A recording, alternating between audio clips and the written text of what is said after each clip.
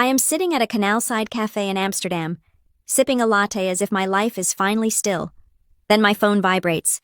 My sister screams that the police are arriving because a stranger is in my house. The catch is that house is no longer mine since I sold it 2 weeks ago. By handing her my keys, my parents just ignited a fire that will consume us all. My name is Lillian Moore, and for the first time in 34 years, I felt entirely weightless. The air in Amsterdam was crisp, carrying the scent of damp cobblestones and brewing espresso. I sat at a small, wobbly iron table outside a cafe overlooking the Herengracht Canal, watching the water ripple under the gray afternoon sky. It was 5 in the afternoon here, and I had just finished my final onboarding session with the European partner of Marrow Peak Analytics. The transition was done. The paperwork was signed. I was no longer the Lillian who fixed everything for everyone in Ohio or Tennessee. I was just Lillian, a woman with a latte, a heavy coat, and a secret that spanned 4,000 miles. I took a sip of the foam, letting the warmth settle in my chest. I watched a cyclist rattle past, her scarf trailing in the wind, looking unbothered and free. That was going to be me. I had curated this moment for months, planning every detail to ensure that when I finally sat in this chair, I would owe nothing to anyone. Then my phone buzzed against the metal table. The sound was aggressive, a harsh vibration that rattled the spoon against the saucer. I looked down. The screen lit up with a FaceTime request. Paige. My stomach did not drop. That was the old reaction. Instead, a cold, hard knot formed at the base of my throat. It was 10 in the morning in Nashville. Paige should have been at her receptionist job, or sleeping in, or doing whatever it was my sister did when she was not manufacturing a crisis. I debated ignoring it. I could have just let it ring out, finished my coffee, and pretended the Atlantic Ocean was a soundproof wall, but the buzzing persisted, angry and demanding. I knew that if I did not answer, she would call Mom, and then Mom would call the police to report me missing, and then my carefully constructed peace would be shattered by an international wellness check. I swiped the green button and propped the phone against the sugar dispenser. Paige's face filled the screen, pixelated and chaotic. She was not at work. She was crying. Her mascara smeared in jagged lines down her cheeks, her blonde hair sticking to her forehead with sweat. The camera shook violently, as if she were running or pacing in a tight circle. "Lillian!" she screamed. The audio cracked, distortion tearing through the peaceful Amsterdam air. "Lillian, pick up! Oh my God! You have to help me!" "I am here, Paige," I said, keeping my voice low. I did not look at the camera. I kept my eyes on a boat drifting lazily down the canal. "What is wrong?" "There is a man!" she shrieked, her voice pitching up so high it hurt my ears. "There is a stranger in the house. He is screaming at me. He says he is calling the cops. You have to talk to him. Tell him to get out." I frowned, finally looking at the screen. The background behind Paige was a blur of beige walls and familiar crown molding. My crown molding. The ones I had spent 3 weekends painting by hand because I wanted to save money on contractors. "Where are you, Paige?" I asked, though I already knew. "I am at your house," she wailed. "Mom and Dad said I could stay here. I just walked in with my boxes, and this psycho came out of the kitchen and started yelling that I'm breaking and entering. He is holding a baseball bat. Lillian, he is going to kill me." She spun the camera around.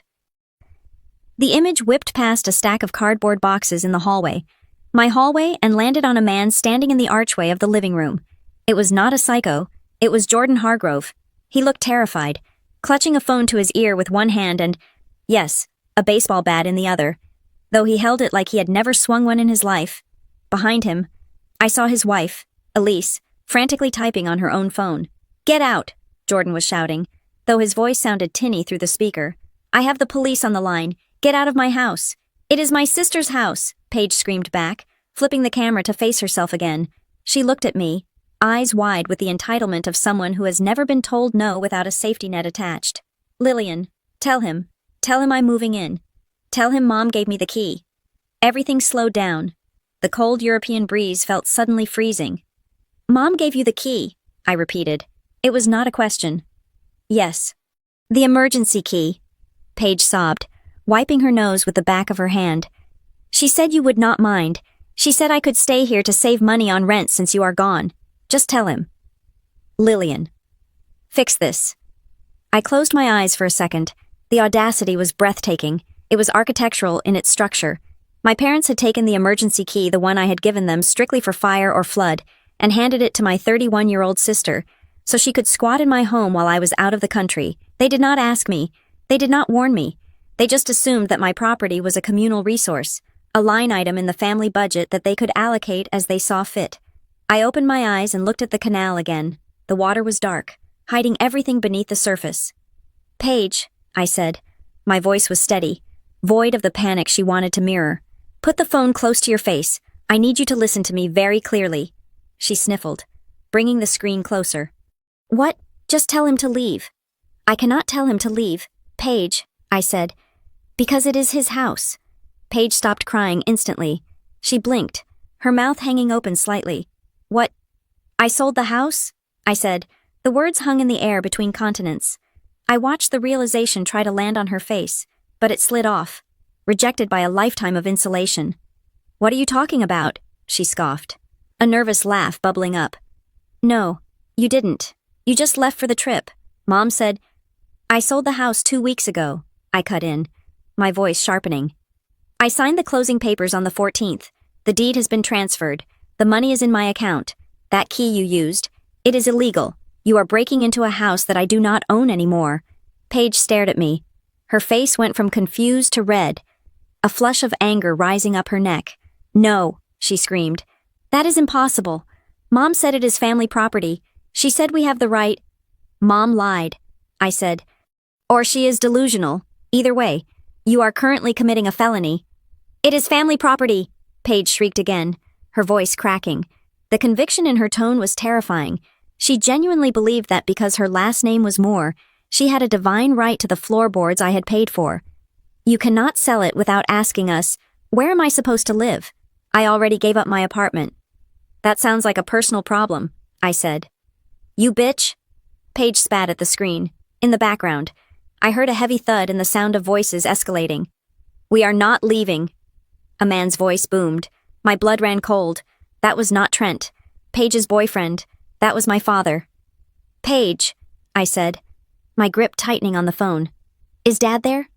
"Yes, Dad is here." "And Mom," Paige yelled, panning the camera wildly. I saw them. Dale and Cynthia Moore were standing in the entryway of the house I no longer owned. My father was pointing a finger at Jordan Hargrove, his face purple with exertion. My mother was trying to push past Elise, holding a potted plant as if she were just there to decorate. "This is a family misunderstanding," I heard my father bellow at the terrified new owner. "You put that bat down. My daughter owns this house, and we have a right to be here." This was worse than I thought. This wasn't just Paige sneaking in. This was an invasion. They were moving in. I ended the FaceTime call immediately. Paige's screaming face vanished. I pulled up my contacts and found the number I had saved 2 weeks ago under Byers Jordan Elise. I hit dial. It rang once, twice, then a breathless, panicked voice answered. "Hello, who is this?" "Jordan, it is Lillian Moore," I said. "I am so sorry. Put me on speakerphone, right now." "Lillian." Jordan sounded like he was hyperventilating. "Your family, they just walked in. They have keys. The police are 3 minutes away, but this guy is getting in my face." "Put me on speaker. Jordan," I commanded. Loud, there was a fumbling sound, then a burst of static. I heard my mother's voice, shrill and indignant.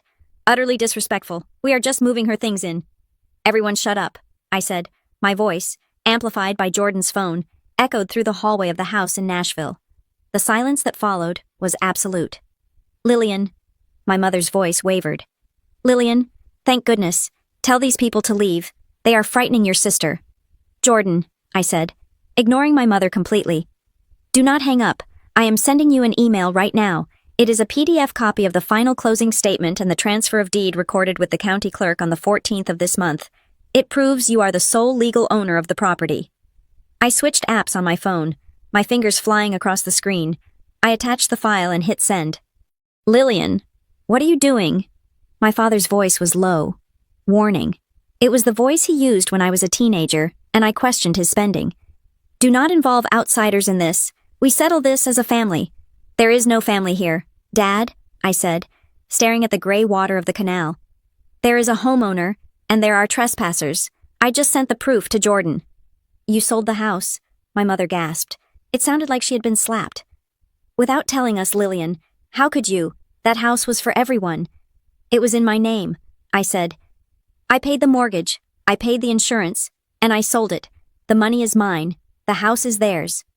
You selfish little... Paige started screaming in the background. Listen to me, I said, cutting her off. The police are coming. If you are still inside that house when they arrive, Jordan has every right to press charges. And looking at the fact that you used a key I explicitly told you was for emergencies only, this is not accidental trespassing. This is burglary.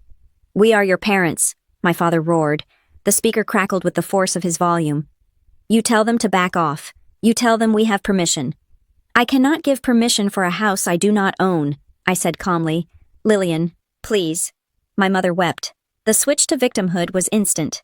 Paige has nowhere to go. She is stressed. She needs stability. How can you do this to her? I didn't do anything to her, I said. She broke into a stranger's house. I got the email, Jordan said, his voice shaking but gaining strength. I have the deed right here on my screen. Good, I said. Show it to the officers when they arrive. I could hear the sirens now. They were faint at first, a distant wail coming through the phone speaker, growing louder with every second. The sound cut through the noise of my family's confusion like a knife. Lillian, stop this, Paige screamed. I could hear the panic setting in. Real panic this time. Not the performative kind she used to get her way. They are going to arrest me. Do something. I am doing something, I said. I am letting you experience the consequences of your actions for the first time in your life. You are dead to us, my father shouted. If you let them take your sister, do not bother coming back. I am already gone, Dad, I said. The sirens were loud now. Right outside the front door, blue and red lights would be flashing through the front windows, dancing across the walls I had painted. I heard the heavy thud of car doors slamming and the crunch of boots on the driveway. Police, a voice shouted from the distance. Open the door. Jordan, I said, my voice cold and flat. If they do not leave immediately, I fully support you filing a police report. Do not let them talk you out of it. Lillian, my mother screamed, her voice breaking into a sob. I tapped the red button and ended the call. The silence of Amsterdam rushed back in. The wind rustled the leaves of the elm trees lining the canal. A boat horn sounded in the distance, low and mournful. I looked down at my latte. The foam had dissolved, leaving just a flat, brown surface. My hand was shaking. Just a little. Not from fear, from adrenaline. I had just detonated the bridge back home. I watched the water flow, dark and steady, and took another sip of my cold coffee. It tasted bitter, but it was the only thing that felt real. The war had started, and for the first time, I had fired the first shot. To understand why I pressed that red button and let the police descend on my own sister, you have to understand the architecture of the Moore family. It was not built on love. It was built on a very specific, unspoken economy of needs. In that economy, my sister Paige was the consumer, and I was the supplier. It started back in Columbus, Ohio, in a house that always smelled faintly of lemon polish and desperation. From the time we were small enough to fit in the back seat of a sedan, the roles were cast in concrete. Paige was the golden child, the one who needed protection, applause, and constant tending. I was the sensible one. Sensible sounds like a compliment when you hear it at a dinner party, but when you are 7 years old, sensible is just a polite way of saying you are invisible. My parents, Dale and Cynthia, loved to tell people how different we were. They would stand in the kitchen, swirling their wine, and say, Paige just lights up a room. Does she not? She has such a fragile spirit, but Lillian is a rock. Lillian can handle anything. They made my resilience sound like a gift they had given me, rather than a callus I had developed from years of friction. The difference in our upbringing was not subtle. It was mathematical. I remember the summer I turned 16. In the suburbs of Ohio, a car was not just a vehicle, it was freedom. I had spent the previous 2 years working weekends at a frozen yogurt shop, saving every dime I made in a shoebox taped under my bed. I had calculated the cost of a used sedan, insurance, and gas. I had a PowerPoint presentation prepared for my parents to show them I could cover 50% of the cost if they would co-sign the loan. I presented my case on a Tuesday night after dinner. My father looked at my spreadsheets, nodded impressively, and then closed the folder. Lillian, he said, using his serious, teaching moment voice, we are so proud of your work ethic, but we think it is important for you to understand the value of patience. If we help you buy a car now, we rob you of the satisfaction of doing it yourself later. Besides, The bus system in Columbus is excellent for building character. I took the bus. I woke up at 5 in the morning to get to school for band practice. I walked 3 miles in the snow when the schedule ran late. I built character until I was freezing cold and exhausted. 6 months later, Paige turned 16. On the morning of her birthday, I woke up to squealing. In the driveway sat a brand new, cherry red compact SUV with a giant white bow on the hood.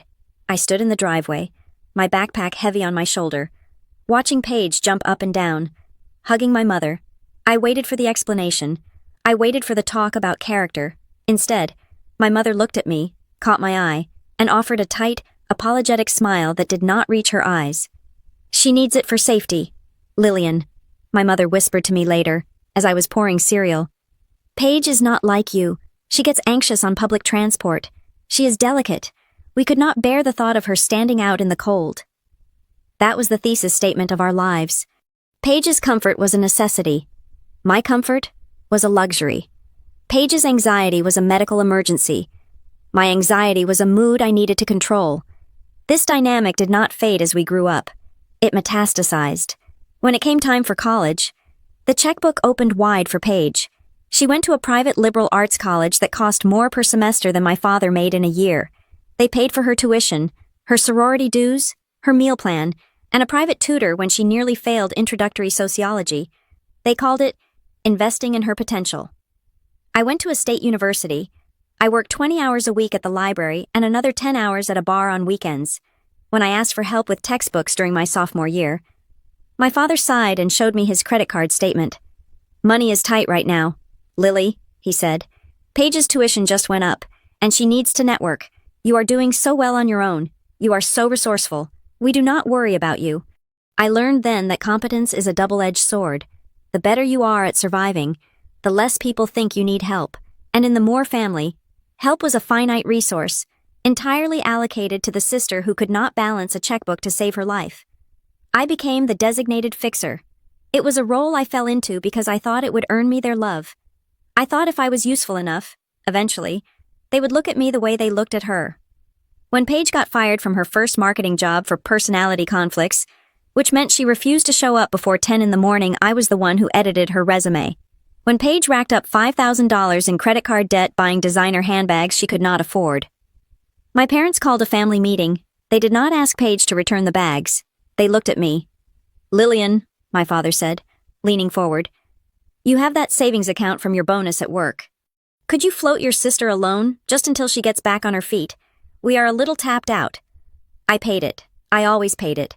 I told myself it was what families did, but the moment that truly broke me, the moment the ice finally entered my veins, happened 3 years ago. I was living in a small rental apartment, working 60-hour weeks at Marrow Peak Analytics, trying to claw my way up the corporate ladder. I had come down with a severe case of influenza. My fever was hovering around 102 degrees. My bones felt like they were made of crushed glass. I was curled up on my bathroom floor, waiting for the nausea to pass. When my phone rang, it was my mother. "Lillian, you need to come over to Paige's apartment," she said. No hello. No asking how I was. "Mom, I am sick," I rasped. "I think I have the flu. I cannot stand up."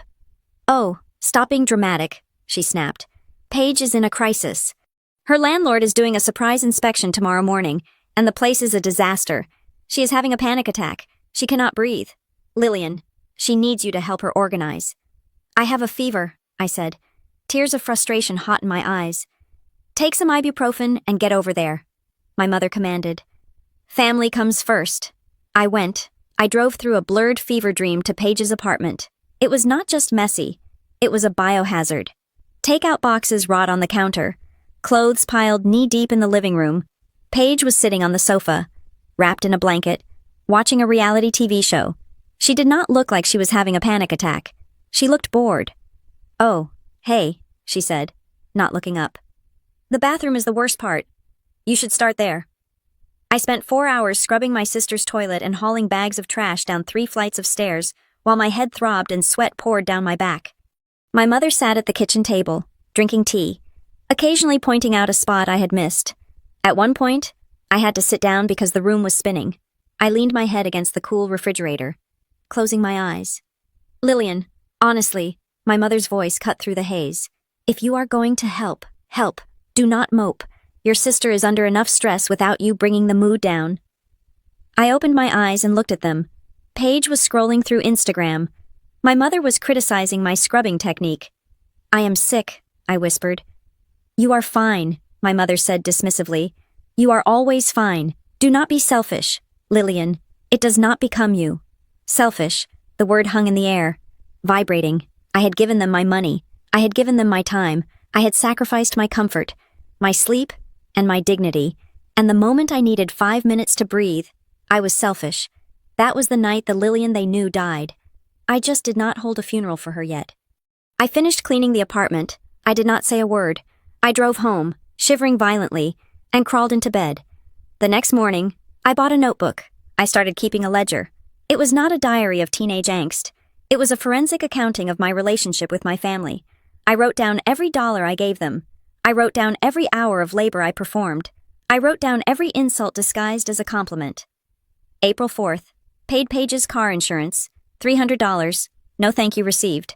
May 12th. Dad asked me to fix his laptop. Spent 4 hours. He criticized my job choice the entire time. July 10th.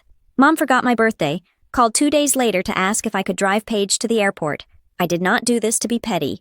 I did it to see the truth. I needed data to override the programming they had installed in my brain. The data showed a clear trend. I was not a member of this family. I was a utility. I was like electricity or running water, essential, expected, and only noticed when I stopped working. When I finally bought my house in Nashville, I did not buy it for investment. I bought it as a fortress. I found a fixer-upper in a quiet neighborhood, a place with good bones and a heavy oak front door. I put my own money into it. I sanded the floors myself. I chose the paint colors, cool blues and grays. Nothing like the beige, suffocating warmth of my childhood home. For the first time in my life, I had something that was purely mine. But my family did not see a sanctuary. They saw a resource. The first time they visited, they did not bring a housewarming gift. My father walked around the perimeter, tapping the walls. Good equity here, he muttered. This is a solid asset for the family portfolio. Family portfolio, as if they had contributed a single cent.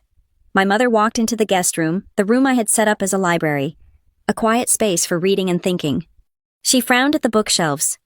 We will have to clear this out, she said, waving a hand at my collection of novels.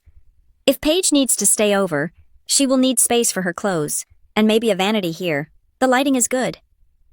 I remember standing in the doorway, gripping the doorframe until my knuckles turned white. I wanted to scream. I wanted to tell them that this was not a hotel for wayward golden children. This was my home, but I did not scream. I was playing the long game now. I smiled the tight, thin smile of the sensible one and said nothing. I knew then that if I ever wanted to be free, I could not just move away. I could not just set boundaries. Boundaries are for people who respect lines. My parents and sister did not see lines. They saw obstacles to be bulldozed. I knew that to escape, I would have to do something drastic. I would have to sever the limb to save the body. So when the job offer in Amsterdam came across my desk, I did not just see a career move. I saw the exit door I had been building toward since I was 16 years old, shivering at a bus stop while my sister drove by in a heated SUV. I looked at my ledger. The debt was paid. I owed them nothing. But they were about to find out that the Bank of Lillian was permanently closed, and the foreclosure was going to be brutal. My house in Nashville was not a mansion. It was a 1950s brick ranch that sat on a 1/4 acre of land that smelled of honeysuckle in the spring and wood smoke in the autumn.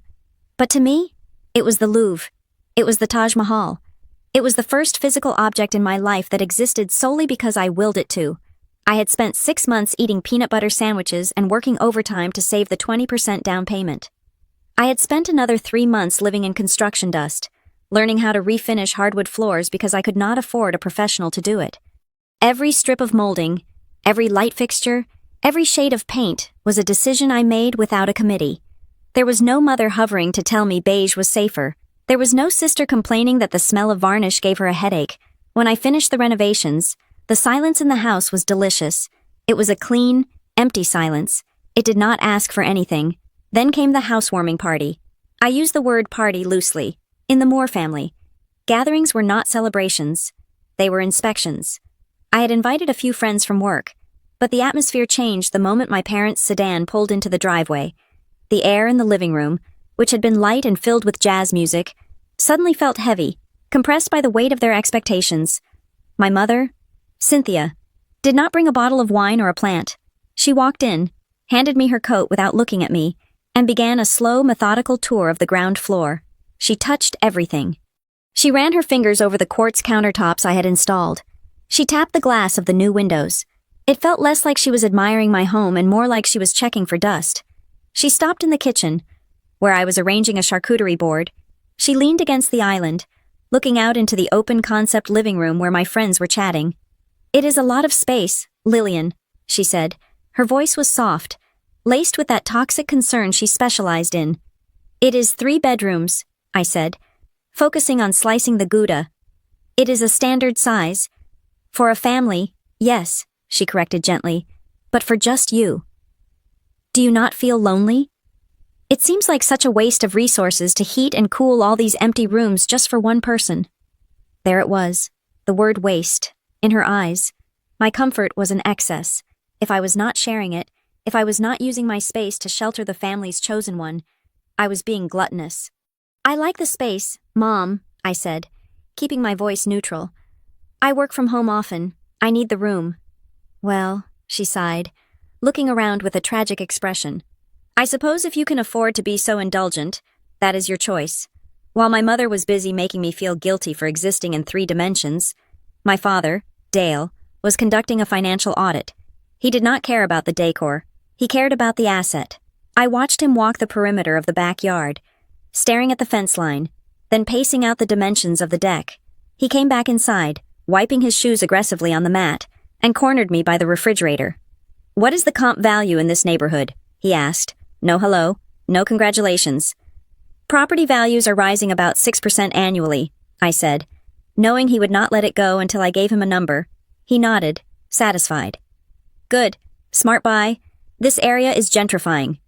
You could easily rent this out for $2,500 a month if you ever needed to, maybe more if you finish the basement." He looked at me, his eyes gleaming with a calculation that made my stomach turn. "It is good to have options. Lillian, you never know when the family might need a fallback. Real estate is the only real safety net." He was not saying my safety net. He was saying the family's. He was mentally adding my deed to his portfolio. Then there was Paige. My sister had arrived late, of course, wearing shoes she could not walk in and a dress that cost more than my monthly utility bill. She floated through the house with a glass of red wine in her hand, wine she had not brought dangerously close to my new cream-colored rug. I found her in the hallway, standing in the doorway of the second guest bedroom. I had set this room up as a dedicated office and library. It had floor-to-ceiling bookshelves, a heavy oak desk, and a reading chair I had saved up for months to buy. It was my sanctuary. Paige was spinning around in the center of the room, looking at the ceiling. "Nice," she said when she saw me. "The light in here is perfect for selfies. South-facing, right?" "Yes," I said, stepping between her and the room, instinctively guarding it. "This could be my room," she said. She did not say it like a question. She said it like she was choosing a table at a restaurant. "It is my office, Paige," I said firmly. She waved her hand, dismissing my career with a flick of her wrist. "You can put a desk anywhere. You can put it in the basement. This room has the best vibe. If I ever need to crash, or if I just need a break from my roommate, this is totally where I'm staying. We can move that bookshelf to make room for a queen bed." "No," I said. She stopped spinning and looked at me, blinking. "What?" I said no, I repeated. "This is an office. It is not a guest room. It is not a crash pad. I bought this house for me. Paige." She stared at me for a second, and then she laughed. It was a high tinkling sound that grated on my nerves. "God, Lillian, relax. I was just saying, you do not have to be so territorial. It is not like you are using it at night." She brushed past me, spilling a tiny drop of wine on the hardwood, and went back to the party. She did not take me seriously. To her, my no was just a pause button she could unpause whenever she wanted. The real trap sprung at the end of the night. My friends had left. The house was quiet again. But the air was thick with unsaid things. My parents were putting on their coats. My father stopped at the door, patting his pockets as if looking for his keys. "You know, Lily," he said, using the nickname I hated. "I was thinking, you are a single woman living alone in a new neighborhood. Accidents happen. Pipes burst. You could lock yourself out." I knew where this was going. I stiffened. I am fine. Dad, I have a keypad entry. Kick eyes. Technology fails, he said darkly. Batteries die. You need a physical backup. We should have a spare key, just for emergencies. If there is a fire or a flood and you are at work, who is going to let the fire department in? The fire department has axes, Dad, I said. They do not need a key. Do not be difficult, my mother chimed in, adjusting her scarf. It is for your own safety. We are just looking out for you. What if you slip in the shower and cannot get to the phone? Do you want to rot in there for days? They were experts at this. They took a reasonable concerned safety and weaponized it to gain access. If I refused, I was being paranoid and unreasonable. If I agreed, I was handing over my sovereignty. I looked at them. They stood there, united. A wall of parental concern that masked their desire for control. I was exhausted. I just wanted them to leave. Fine, I said. I went to the kitchen drawer and pulled out a single silver key. It was the only spare I had. This is for emergencies only, I said, holding it out but not letting go when my father reached for it. I looked him dead in the eye. I mean it. Dad, life or death, fire or flood. Do not use this to drop off mail. Do not use this to check on the plants. Do not give it to Paige. Of course, my father said. Snatching the key from my hand with a little too much eagerness, he slipped it into his pocket. We respect your privacy. Lillian, you act like we are intruders. They left. I locked the door behind them and leaned my forehead against the cool wood. I felt a knot of dread in my stomach. I knew, deep down, that I had just signed a contract I did not understand the terms of. The violations started small. 2 weeks later, I came home from work to find a bag of groceries on my counter. My mother had let herself in to drop off some things she thought I needed. She texted me later, saw you were low on milk. You are welcome. I changed the alarm code, but I could not change the lock without starting a war. Then Paige started stopping by. She would call me from the driveway. I am outside. I really need to pee. Or, I just had a fight with Trent. Can I sit on your porch for a minute? If I was home, I had to let her in. It would be cruel not to. And once she was in, she spread out. She would leave her jacket on the chair. She would leave her makeup in the bathroom. It was a slow colonization. She was marking her territory, one lip gloss at a time. The breaking point of my patience the moment I realized this was not just annoying, but systematic happened on a Sunday afternoon. I was out running errands. I checked Instagram while waiting in line at the grocery store. Paige had posted a story. It was a photo of her legs, stretched out on my coffee table, with a glass of white wine in her hand. In the background, my television was on. The caption read, Sunday Sanctuary. Finally some peace and quiet. She was in my house. I was not there. I called her immediately. Paige, are you in my house? I asked, my voice shaking with rage. Oh, hey, she answered, sounding completely unbothered. Yeah, Mom gave me the key. My internet is down and I needed to submit a job application. I knew you would not mind. I do mind, I shouted, people in the grocery store turning to look at me. Get out, now. God, you are so dramatic, she groaned. I am leaving in like 20 minutes. Chill out. She hung up on me. When I got home, she was gone, but the glass was in the sink, unwashed. The television was still warm, and the throw pillows were crushed. I sat on my sofa, the sofa I had paid for, in the house I owned, and I felt like a guest. I realized then that they were testing the perimeter. They were pushing against the fence to see if it would hold. And it was not holding. My father saw my house as an asset to be leveraged. My mother saw it as a commune for the family. And Paige saw it as her backup plan. I knew with absolute certainty that if I ever left town for more than a few days, I would come back to find Paige living in the guest room, and once she was in, getting her out would be impossible.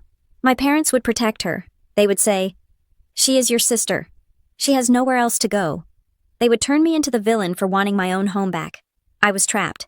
My greatest achievement had become my greatest liability. Then, 3 days later, the notification popped up on my laptop screen.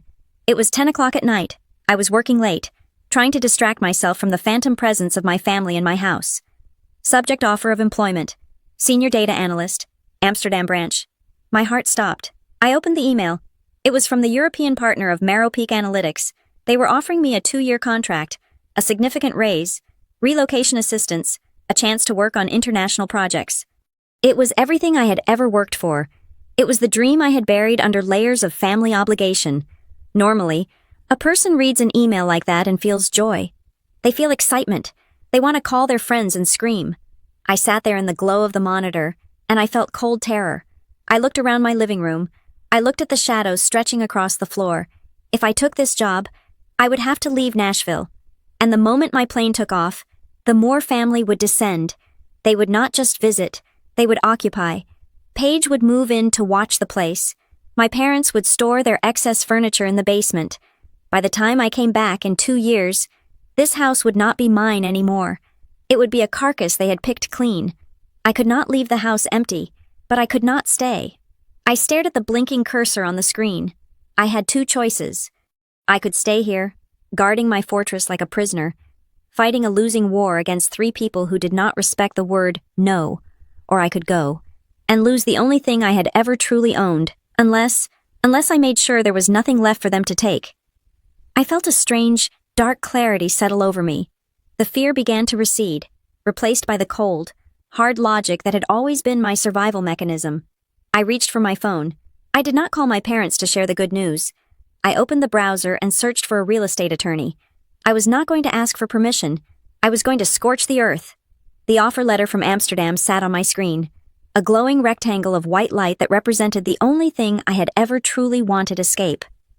It was a transfer to a partner firm of Marrow Peak Analytics, a promotion to senior strategist, and a salary increase of 30%. But the money was irrelevant. The currency that mattered here was distance. 4,132 miles of distance, to be exact. I stared at the accept button. My finger hovered over the mouse. In any other family, this would be the moment you call your mother. You pop champagne. You celebrate. But I did not call anyone. Instead, I closed my eyes and ran a simulation in my head. I was a data analyst. Predictive modeling was my job. I input the variables: my departure, my empty house, my sister's instability, my parents' entitlement. The output was catastrophic. If I told them I was leaving, the conversation would go exactly like this. My mother would gasp and say how brave I was. My father would immediately ask what I planned to do with the asset, and before I could finish my sentence, Paige would volunteer to house sit. "It makes perfect sense," my mother would say. "Paige needs a place, and you need someone to keep the pipes from freezing. She can pay the utilities. It keeps the money in the family." I met her at a coffee shop 3 towns over, wearing sunglasses, feeling ridiculous but necessary. "I need to sell fast," I told her. "And I need it to be invisible. No open houses, no Zillow listing. You bring me vetted buyers who are ready to close in under 30 days. Elena looked at me, assessing the desperation in my posture. "Divorce," she asked gently. "Family," I said. "Ah," she nodded. "Same thing, usually." We priced it to move. I undercut the market value by about 5%. It was a pain tax I was willing to pay for speed. 3 days later, Elena brought me the Hargroves. Elise and Jordan, they were a young professional couple, relocating from Chicago. Jordan worked in finance. Elise was in tech. They were serious, pre-approved, and looking for a quick close. They walked through the house once on a Tuesday morning while everyone in my family was at work. They loved it. They loved the quartz countertops my mother had criticized. They loved the wasteful guest room. They made an offer that afternoon. I signed the contract digitally from my office at Marrow Peak, my heart hammering against my ribs like a trapped bird. It was done. The house was under contract. Now came the hard part, the extraction. I had 2 weeks to pack up my entire life without raising a single red flag. I could not rent a moving truck. A moving truck is a billboard that says I am leaving, if my father drove by, which he did, frequently. Just to check on the neighborhood, he would see it. So, I improvised. I went to 3 different hardware stores and bought opaque gray plastic bins. I did not buy moving boxes. Boxes look like moving. Bins look like organizing. I staged the house. If anyone looked in the windows, everything appeared normal. The furniture was in place. The art was on the walls. But inside the closets, I was dismantling my existence. I packed at night, with the blinds drawn. I wrapped my grandmother's china in winter sweaters. I purged 70% of my belongings. I sold my books to a used bookstore 2 counties away. I donated bags of clothes to a shelter on the other side of the city. I felt like a criminal in my own home. I would jump every time a car drove down the street. I would freeze, holding a stack of plates, listening to the engine. Was it my parents' sedan? Was it Paige's cherry red SUV? I was living in a state of high-functioning paranoia. The furniture was the biggest problem. I could not take the sofa, the bed, or the dining table to Amsterdam, and I could not sell them on Facebook Marketplace without risking Paige seeing the posts. I made a deal with the Hargroves. I offered them the furniture for a fraction of its value. "It is a turnkey sale," I told Jordan over the phone. "You get the house, the furniture, the appliances. I walk away with 2 suitcases. They accepted. It was clean. It was total. But I still had to manage the narrative. I needed a cover story for why the house would be occupied after I left. One that would keep my family away long enough for the Hargroves to change the locks and settle in. I invited my parents and Paige over for dinner 4 days before my flight. I cooked lasagna. The smell of garlic and tomato sauce filled the kitchen, a scent that usually meant comfort, but tonight felt like deception. We sat around the dining table, the table that technically belonged to Jordan Hargrove now. "I have some news," I said, pouring water. "The company is sending me to Europe for a project. I will be based in Amsterdam for a while." "Europe," my mother clapped her hands. "Oh, Lillian, how exciting, you will have to send us photos." "When do you leave?" my father asked, his eyes already narrowing. "Tuesday," I said. "Tuesday." Paige choked on her bread. "That is so soon. What are you doing with the house?" The question hung in the air. I saw the look pass between Paige and my mother. The calculation. The opportunity. "Actually," I said, keeping my voice steady, "that is all taken care of. Since it is a corporate relocation, the company has a strict policy about assets. They are paying for a property management firm to handle the house." "Property management?" My father frowned. "Why pay a stranger?" "We can check on it for you." "Yeah," Paige chimed in, leaning forward. "I can just stay here. Lil, it makes way more sense. I can water your plants and bring in the mail. I will do it for free." "I wish I could," I lied. But the company insisted. They are renting the house to a corporate client, an executive from Germany who is coming in for a year. The contract is incredibly strict. High security, no unauthorized visitors, liability clauses. I used the language I knew would shut them down. Liability, corporate client, contract, an executive. My mother wrinkled her nose. "Will he sleep in your bed? That is so impersonal." "Lillian, it is business." "Mom," I said, "the rent they are paying covers the mortgage and then some. I cannot turn it down." "Well," my father grunted, clearly disappointed that he would not be the landlord by proxy. "If it is a corporate contract, I suppose that is smart. Just make sure they have good insurance." "They do?" I said. I thought I had won. I thought I had outsmarted them. But later that night, as I was cleaning up the dishes, I asked Paige to help me carry a box of winter clothes, actually my favorite coats, for Amsterdam to the car. We walked past the key hook by the back door. "So," Paige said, leaning against the wall. "This German guy, is he hot?" "I have never met him," I said. "The agency handles it." "Right," she said. She looked at the key hook. There was nothing there. I had removed the spare key days ago. "Did you lose the spare?" she asked casually. "I gave it to the management company," I said. "Why?" "Just wondering," she shrugged. "I remember the code for the lockbox anyway. 4921, right?" I froze. I had never given Paige the code to the lockbox. I had a manual lockbox on the back porch for contractors when I was doing the renovations, but I had taken it down a year ago. "How do you know that code?" I asked, my voice dropping. "Oh," she giggled, looking a little flushed. "I do not know. Maybe I saw you type it in once. I took that box down last year," I said. "Whatever." She waved her hand. "Memory like a steel trap. Unlike you.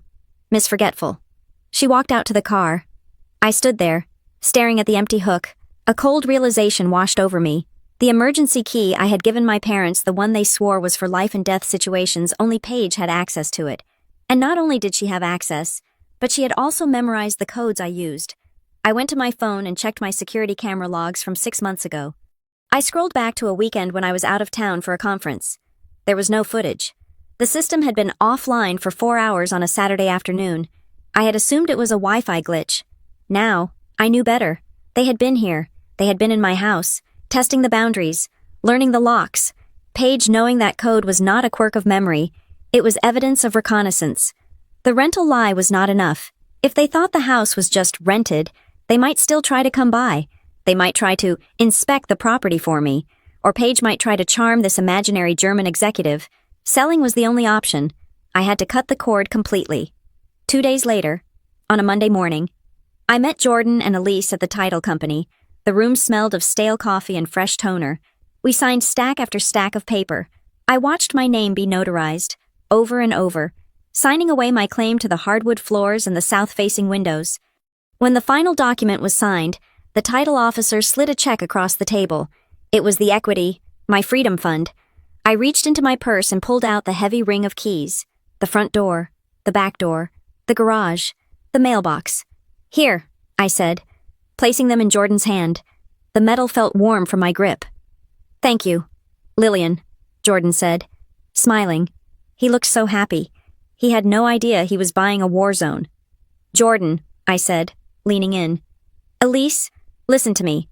The property management story I told you about, the one I told my family, you need to know that they do not know you are the owners yet. To them, you are the corporate tenants. Right, Elise nodded. We remember. We can play along if we run into them. No, I said intensely. Do not play along. Change the locks. Today. Do not wait for the weekend. Do not wait for tomorrow. Call a locksmith the second you leave this room. Jordan frowned, a flicker of concern crossing his face. Is there a safety issue? You said the neighborhood was quiet. The neighborhood is quiet, I said. My family is not. They have boundaries issues. Just please, for your own peace of mind, change the locks. Okay, Jordan said slowly. We will. I could tell he thought I was being neurotic. He thought I was just an anxious seller having trouble letting go. He did not understand that I was trying to hand him a shield. I walked out of the title company and into the bright Tennessee sunlight. I sat in my car and gripped the steering wheel. I was homeless. I was liquid. I drove to the airport. I left my car in the long-term lot I had arranged for a service to pick it up and sell it the next day. I checked my 2 suitcases. I went through security.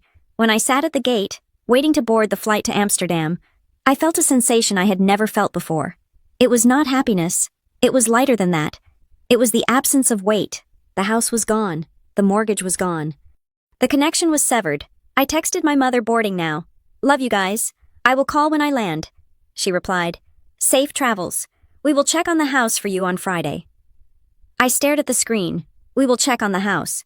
Even with my lie about the corporate tenant, even with the strict contract, they were still planning to go over. They were going to check. I turned off my phone.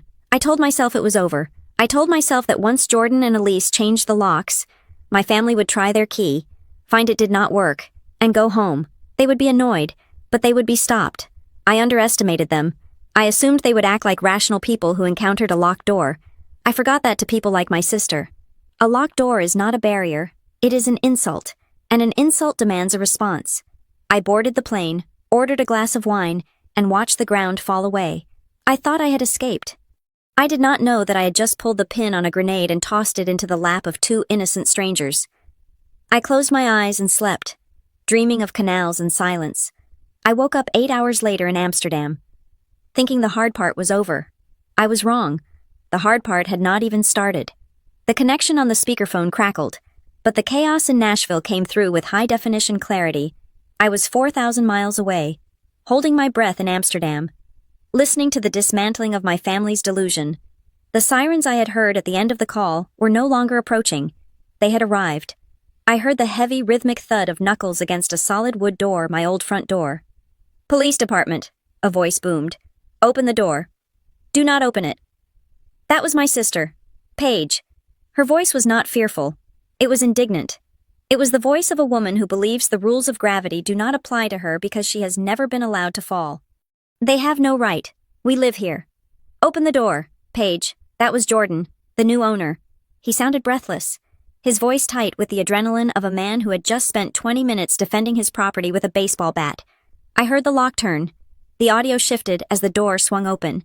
The ambient noise of the street wind, a distant dog barking, the static of police radios flooded the entryway. Step aside, a deep, authoritative voice commanded. Drop the bat, sir. Hands where I can see them. I am the homeowner, Jordan said, his voice shaking but rapid. This is my house. These people broke in. I want them removed immediately. He is lying, Paige shrieked. My sister owns this house. I have the key. Look, I have the key right here. I closed my eyes, visualizing the scene. Paige would be thrusting that silver key, the emergency key, into the officer's face as if it were a holy relic. She would be standing there, likely wearing her favorite athleisure wear, flanked by her boyfriend, Trent, and surrounded by the cardboard boxes she had dragged into the hallway. "Officer, this is a giant misunderstanding." My father's voice cut in. It was his boardroom voice, smooth, condescending, designed to make the other person feel small. "I am Dale Moore. My daughter Lillian owns this property. We are simply moving her sister in. This gentleman here seems to be under the impression that a clerical error gives him the right to threaten my family." "It is not a clerical error," Elise, Jordan's wife, shouted. She was usually soft-spoken, but fear had sharpened her edges. "We bought the house. We closed 2 weeks ago." "Officer," I said. I spoke clearly, projecting my voice toward the microphone of my phone, praying the connection would hold. "Officer, can you hear me? I am on the speakerphone." There was a pause, the rustling of fabric. "Who is this?" the officer asked. "My name is Lillian Moore," I said.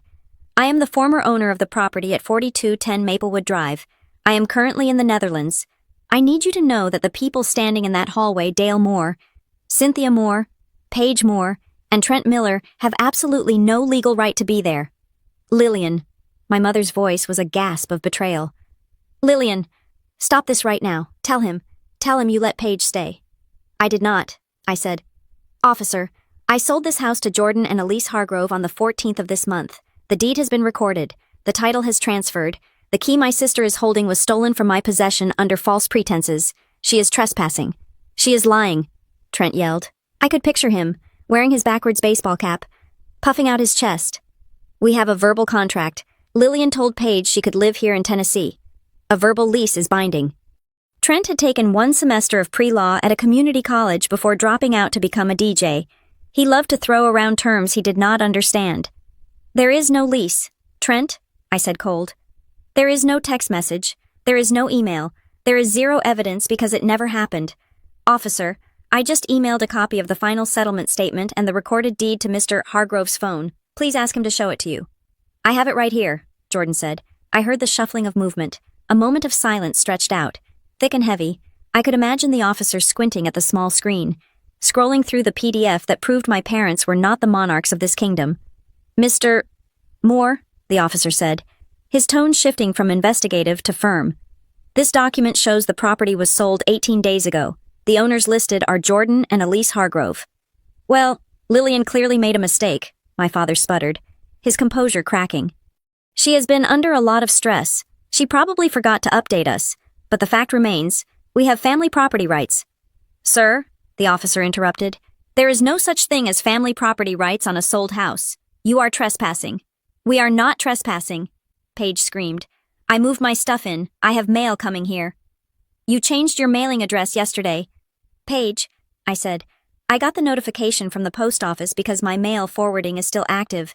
That is not residency. That is fraud." "You set me up," Paige wailed. You knew I gave up my apartment.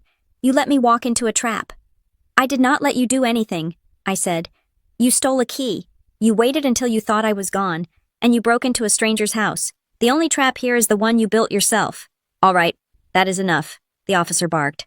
"Ma'am, sir, you need to grab your personal items and vacate the premises immediately.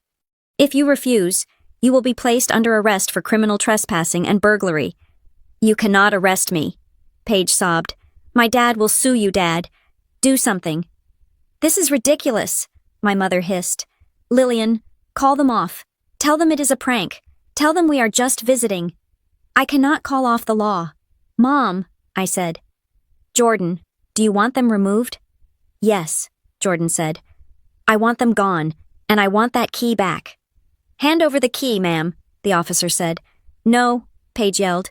I heard a scuffle, the sound of bodies colliding with drywall, a sharp cry of pain. "Do not touch her," Trent shouted.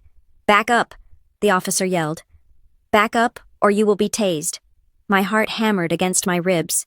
This was it, the nightmare scenario I had predicted, playing out in real-time audio. My family, so used to bulldozing through boundaries, had finally hit a wall that hit back. Okay, my father yelled. "We are leaving Cynthia. Get Paige. Trent, grab the boxes." "I am not leaving." Paige was hysterical now, a guttural, animalistic sobbing. "Where am I supposed to go? I have nowhere. Lillian, I hate you, I hate you. Let's go. Miss, a second officer said. We are not asking any more. I heard the dragging sound of cardboard boxes being shoved across the hardwood floor, my beautiful, refinished hardwood floors. I heard the front door open again. If you come back here, the officer's voice faded slightly as they moved on to the porch. You will be arrested on sight. Do you understand? I am going to sue you for emotional distress, Trent shouted, his voice moving further away. Jordan, I said into the silence that followed. Are you still there? I am here, Jordan said. He sounded exhausted. They are on the lawn. The neighbors are all out watching. I am so sorry, I said. I truly am. You said they had boundary issues. Jordan laughed, a dry, humorless sound. You did not say they were insane. Did you get the key? I asked. The officer took it, Jordan said. He is handing it to me now. Good, I said. Call the locksmith. Right now. Do not wait. We are calling, Elise said in the background. Lillian, your sister. She looked at us like we were the ones robbing her. In her mind, you are, I said. To her, the world is just a series of things she hasn't been given yet. I heard the distant sound of a car engine revving aggressively my father's sedan, and then tires screeching on asphalt. They were gone. I will cover the cost of the locksmith, I said. Send me the bill, and if there is any damage to the walls from the boxes, send me that too. Just enjoy Amsterdam, Lillian, Jordan said. We will handle it from here. We are pressing charges if they come back. Please do, I said. I hung up. I sat there at the cafe table. My coffee was cold. The sun had dipped lower, casting long, melancholic shadows across the canal water. My hands were shaking. Not from regret, but from the sheer physical toll of the adrenaline dump. I had done it. I had publicly humiliated them. I had stripped them of their power. I had used the law as a shield and a sword. I took a deep breath, trying to slow my heart rate. I watched a man on a bicycle pedal past, whistling a tune I did not recognize. Then, my phone screen lit up again. It was not a text. It was a FaceTime request. Mom. I stared at the name. Usually, when my mother called after a conflict, it was to demand an apology. It was to tell me I was overreacting. It was to guilt-trip me back into submission. But this time, I knew it would be different. This time, there was no rug to sweep things under. The police had been there. The neighbors had seen Paige being escorted off the property like a common criminal. The narrative of the perfect family had been shattered in front of an audience. I knew I should not answer. I knew the smart tactical move was to block the number and go back to my hotel. But a part of me, the part that had spent 34 years trying to explain myself, trying to be understood, needed to see their faces. I needed to see if the reality had finally pierced their armor. I tapped the green button. The image that filled my screen was not the interior of a car. They were standing on the sidewalk, presumably a few blocks away from the house. The streetlights cast a yellow, sickly glow on their faces. My mother was holding the phone. Her eyes were red, puffy, and wide with a look I had never seen directed at me before. It was not anger, it was horror. Behind her, Paige was sitting on the curb, her head in her hands, her shoulders shaking. Trent was pacing, yelling into his own phone. My father stood with his back to the camera, staring into the dark, his posture slumped in defeat. Lillian, my mother whispered. Her voice was trembling. She did not scream. She did not scold. Why, she asked, why did you hate us this much? It was the ultimate weaponization of victimhood. Even now, standing on the side of the road because of their own entitlement, I was the villain. I was the one who hated. I looked at her pixelated face, at the woman who had taught me that love was transactional, and I felt a strange, cold peace. I do not hate you, Mom, I said quietly. I just outgrew you. I did not wait for her response. I did not wait for the guilt. I pressed the red button, ending the call. Then, I did something I should have done years ago. I went to my settings. I scrolled down to blocked contacts. I added Mom. I added Dad. I added Paige. The list was complete. I put the phone in my pocket, stood up, and walked away from the canal, merging into the crowd of strangers. Finally, truly alone. The screen of my phone lit up again. It was not my mother this time. It was Trent. I had blocked my parents. I had blocked my sister. But in my haste to sever the digital arteries connecting me to the Moore family organism, I had forgotten the appendage that was Paige's boyfriend. I sat on a wooden bench near the Westerkirk. the church bells chiming the half-hour overhead. I stared at Trent's name pulsing on the screen. I could have blocked him too. I could have thrown the phone into the canal and vanished into the European night, but I knew them. If I went silent now, they would spin a narrative where I was a missing person. They would weaponize their concern. They would call the embassy. They would make my disappearance a new crisis to feed on. I needed to end this, not with a fight, but with a closing statement. I treated this not as a daughter talking to her parents, but as a CEO conducting an exit interview with toxic employees who had just been terminated for cause. I swiped to answer. The video feed stabilized. They were crammed into the front seat of my father's sedan. The dome light was on, casting a harsh, unflattering yellow glare on their faces. It looked like a hostage video, but it was unclear who was holding whom. My father, Dale, was in the driver's seat, phone held high. My mother, Cynthia, was twisted around from the passenger seat and squeezed between the front seats. Leaning forward from the back like a tragic Greek chorus was Paige. They had staged the frame perfectly. Paige was the centerpiece, the evidence of my crime. She was wrapped in a blanket where she got a blanket in the car. I did not know, but she wore it like a shroud. Her eyes were swollen shut. She looked broken. "Lillian," my father said. His voice was not loud. It was low, trembling with a suppression of rage that he thought looked like dignity. "Hello, Dad," I said. I kept my face neutral. I did not frown. I did not smile. I looked at them with the detached curiosity of a biologist observing a petri dish. "Are you happy?" my father asked. He did not ask if I was safe. He did not ask how my flight was. He did not ask if I had a place to sleep in a foreign country. "I am tired," I said. "It has been a long day." A long day. My mother made a sound that was half laugh, half sob. "You are tired, Lillian. Look at your sister. Look at what you did to her." She grabbed Paige's shoulder and pulled her closer to the camera, physically presenting her to me. "Why?" my mother demanded. "Why did you have to humiliate her like that? Was it not enough to sell the house behind our backs? Did you have to call the police? Did you have to have her dragged out like a criminal in front of the whole neighborhood?" "I did not have her dragged out," I said calmly. "The law did, because she was breaking the law." "She is your sister," my mother hissed. "She went there because she needed a safe haven, and you treated her like a burglar." She entered a home she did not own, using a key she was not authorized to have, after being told the property was sold. I listed the facts, checking them off on my fingers. "That is the definition of burglary. Mom, the police were simply confirming reality. You traumatized her," Cynthia said, her voice dropping to a whisper intended to shame me. "Do you know what this does to a person's psyche? To be evicted, to be threatened with tasers. She is in shock. Lillian, she has trauma." I took a sip of my water. "Trauma is fleeing a war zone. Mom, trauma is surviving a crash. Being asked to leave a house you do not own because you refuse to listen to the owner is not trauma. It is consequences. Stop being so cold." Paige burst out from the back seat. Her voice was hoarse. "You planned this. You waited until you were gone so you could watch me fail. You wanted this to happen." "I wanted to sell my house," I corrected. "You made it a spectacle. I gave you the dignity of a warning. I told you on the phone to leave. You chose to stay and argue with a deed." "We are family," my father interrupted, cutting through the bickering with his favorite philosophical hammer. "Family helps family. Lillian, that is the social contract. We raised you.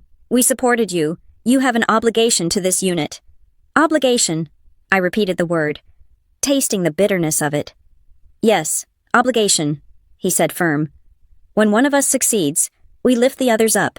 You have resources. You have a career. Paige is struggling. You had an empty house. It was your duty to provide that safety net.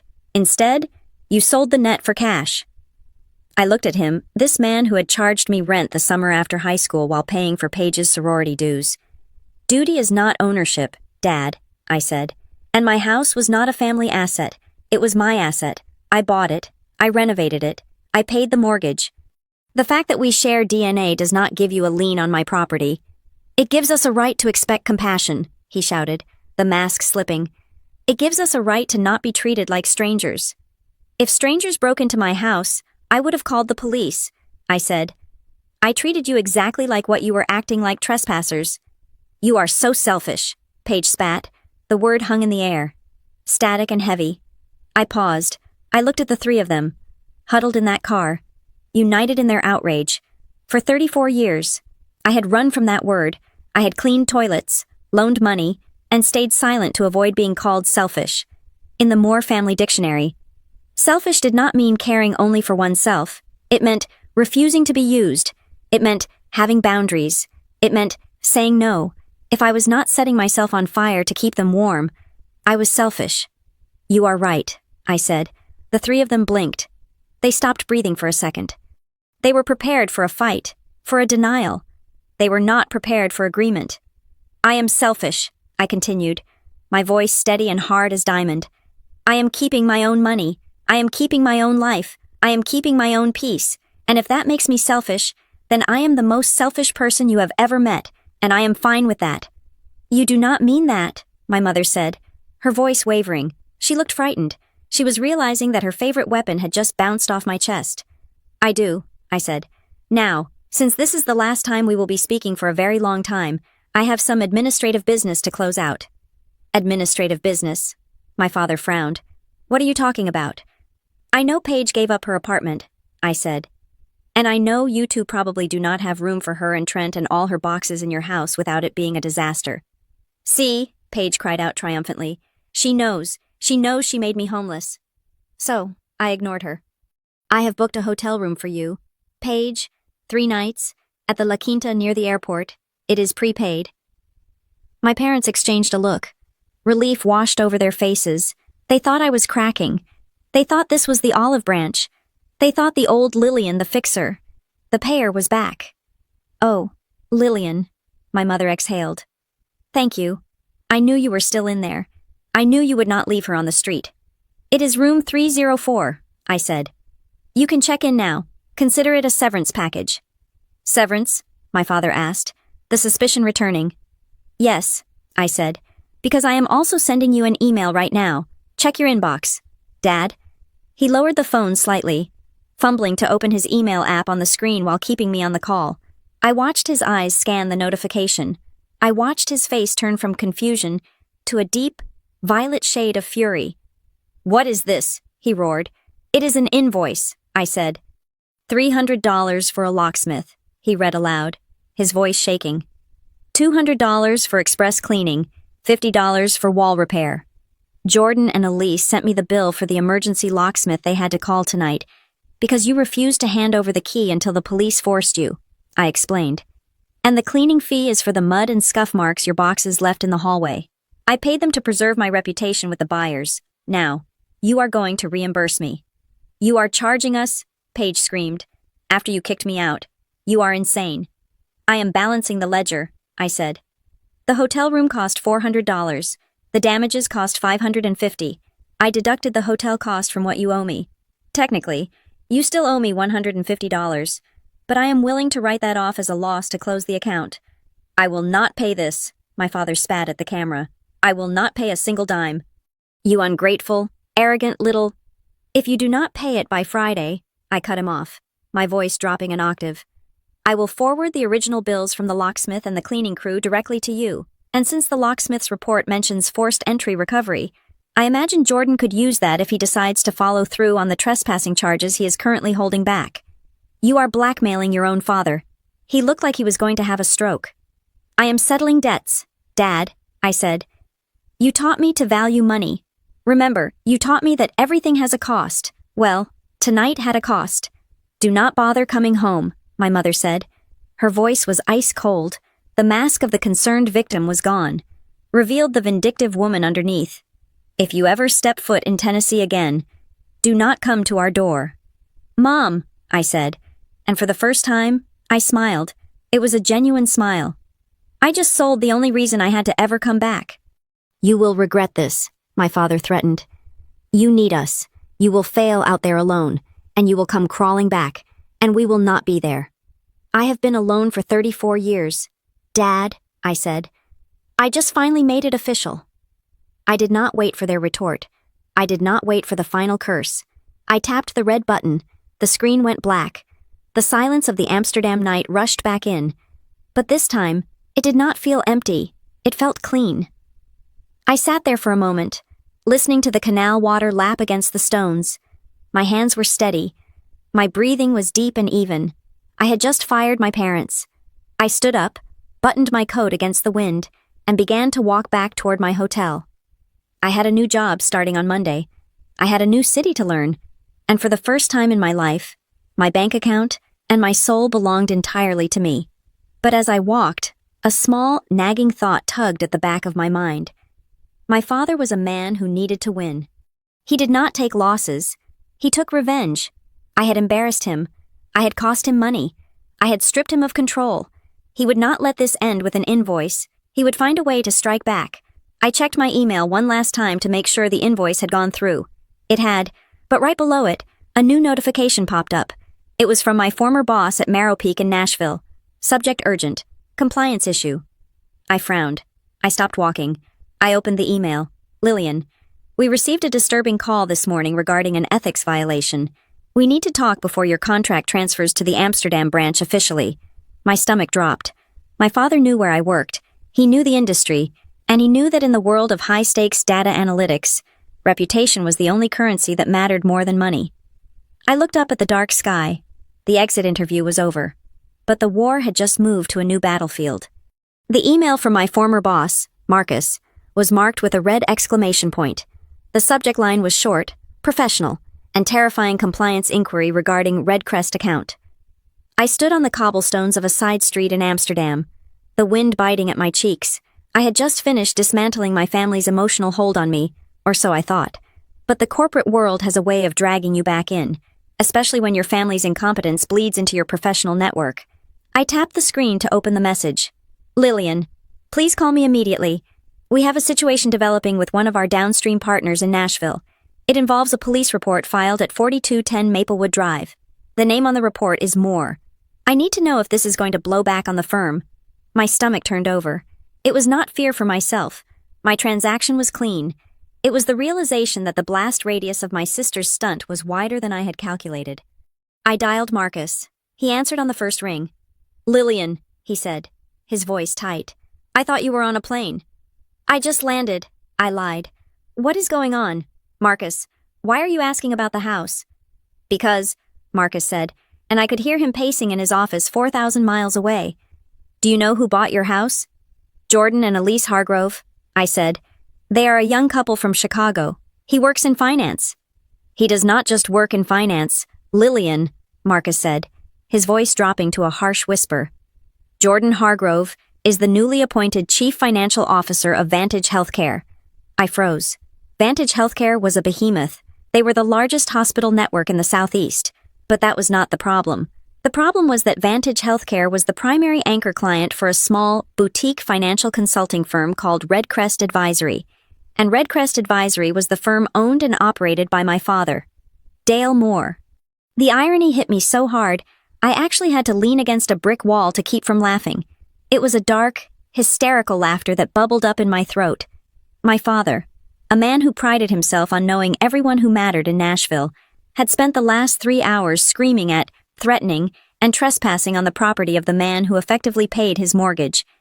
He had called the police on the one person in the city who held the power to bankrupt him with a single email. Oh my God, I whispered. It gets worse, Marcus continued. Apparently, your father did not recognize him. He tried the "do you know who I am" routine. He threatened to sue Jordan for emotional distress. And then, your sister tried to physically shove Jordan out of the hallway. How do you know all this? I asked. Because Jordan Hargrove called me 20 minutes ago, Marcus said. He knows you used to work for us. He knows you are Dale's daughter. He wanted to know if Marrow Peak Analytics condones this kind of behavior. I told him absolutely not, that you had already transferred to Europe, and that the sale was legitimate. I managed to talk him down from dragging our company into it. But Lillian, he is going for blood with your father. What did he do? I asked. He called Dale, Marcus said. I do not know what was said, but the rumor mill is already churning. I just got a text from a friend at the Chamber of Commerce. They are saying Redcrest is about to lose the Vantage contract effective immediately. I closed my eyes. In the world of boutique consulting, losing your anchor client is a death sentence. It is not a stumble. It is a decapitation. My father's firm operated on thin margins. He relied on the Vantage retainer to cover his office rent, his country club dues, and the endless stream of bailouts he provided for Paige. Lillian, Marcus said softer now. I know things are complicated with your family, but this is professional suicide. If Dale loses that contract, he is finished. I know, I said. Okay, Marcus exhaled. As long as you are clear of it, I just needed to make sure there was no liability on our end. Enjoy Amsterdam. He hung up. I stared at the phone. The universe has a twisted sense of humor. My father had spent his entire life preaching about the importance of networking, of knowing your place, of sucking up to power. And in one afternoon of unchecked entitlement, he had walked into the home of his biggest benefactor and treated him like a squatter. My phone vibrated again. It was not a text. It was a call. The caller ID said, Dad. I had blocked him. I was sure I had blocked him, but then I remembered I had blocked his cell phone. This was coming from a landline. It was the office line at Redcrest Advisory. He was at the office, at 10 o'clock at night. That alone told me everything I needed to know about his desperation. I debated letting it go to voicemail. I had said my piece. I had sent the invoice. But curiosity is a powerful drug. I wanted to hear it. I wanted to hear the voice of the man who had ordered me around for 3 decades now that the ground had crumbled beneath his feet. I answered. Lillian. His voice was unrecognizable. The booming baritone, the confident, lecturing tone he used to dominate every room, it was gone. In its place was a thin, reedy sound, shaking with a terror so raw it almost felt intrusive to listen to. Hello, Dad, I said. Lillian, thank God. He gasped. I tried your cell, but it would not go through. I thought the connection was bad. I blocked you, I said. You are calling from the office. Yes, I am at the office, he stammered. He did not even acknowledge the block. He was too far gone for ego. Lillian, we have a catastrophe. A complete catastrophe. I know, I said. Marcus told me. Marcus, he sounded horrified. Everyone knows already. News travels fast when you threaten to sue a CFO for entering his own house. I said. I did not know, he cried out. It was a wail of genuine anguish. How was I supposed to know he was wearing a t-shirt? He had a baseball bat. He looked like a thug. Lillian, he did not look like the man who signs the quarterly retainer. He looked like a homeowner defending his property, I corrected. He called me. My father rushed on, his words tumbling over each other. 30 minutes ago, he called me on my private line, Lillian. He was ice cold. He said he cannot trust his financial future to a man who cannot even manage his own household. He said a man who raises a burglar has no business advising him on risk management. He makes a valid point, I said. He is pulling the contract. Lillian, my father screamed, the panic breaking through. He is reviewing the termination clause. If he leaves, everyone leaves. The Thompsons, the Heller Group. They all follow Vantage. I will be insolvent in 60 days. Do you understand? The firm will collapse. The house our house. Not yours, we will lose it. Your mother, she cannot handle that. That sounds incredibly stressful, I said, keeping my voice flat. I need you to fix it, he said. There it was. The reflex, the automatic assumption that I was the janitor of his life. Fix it, I asked. How exactly do you propose I fix the fact that you and Paige committed a felony against your biggest client? You have to write him a letter, my father said. He was speaking fast, plotting, scheming. You send an email to Jordan Hargrove. You copy me. You tell him it was all a miscommunication on your part. I stopped walking. I stood still in the middle of the sidewalk. Excuse me. You tell him you gave Paige permission, he said, his voice dropping to a conspiratorial whisper. You say you told her she could stay, but in the chaos of the move to Amsterdam, you forgot to inform the buyers. You say you gave her the key. You take the blame. Lillian, you say you were overwhelmed and scattered. If you say it was your mistake, he will forgive Paige. He will see it as a clerical error, not a break-in. He will calm down. He will keep the contract. I listened to his request. I let it roll around in my mind, examining it from every angle. He was asking me to destroy my professional reputation. He was asking me to lie to a senior executive, a man who ran in the same circles as my new bosses, and paint myself as incompetent, scattered, and negligent. He wanted me to tell the world that I was the kind of person who forgot she sold a house and accidentally caused a police raid. He wanted me to burn my credibility to keep his warm. You want me to lie, I said. It is a white lie, he pleaded. It hurts no one. You are in Europe. It does not matter what they think of you here. But I am here, Lillian. I have to live here. This is my legacy. This is 40 years of work. And what about my legacy? I asked. What about my integrity? Your integrity, he scoffed, a flash of his old arrogance returning for a split second. Your integrity does not pay for your mother's health insurance. Your integrity does not keep the lights on. Do not be selfish. Lillian, not now. This is life and death. Paige broke in, I said. You enabled her. You trespassed. You threatened him. Because of you, he shouted. Because you sold the house without telling us. You caused this. You set the dominoes in motion. You owe us this fix. I closed my eyes. I thought back to when I was 12 years old. I had entered the middle school science fair. I wanted to build a complex model of a hydroelectric dam. I needed supplies pumps, tubing, waterproof sealant.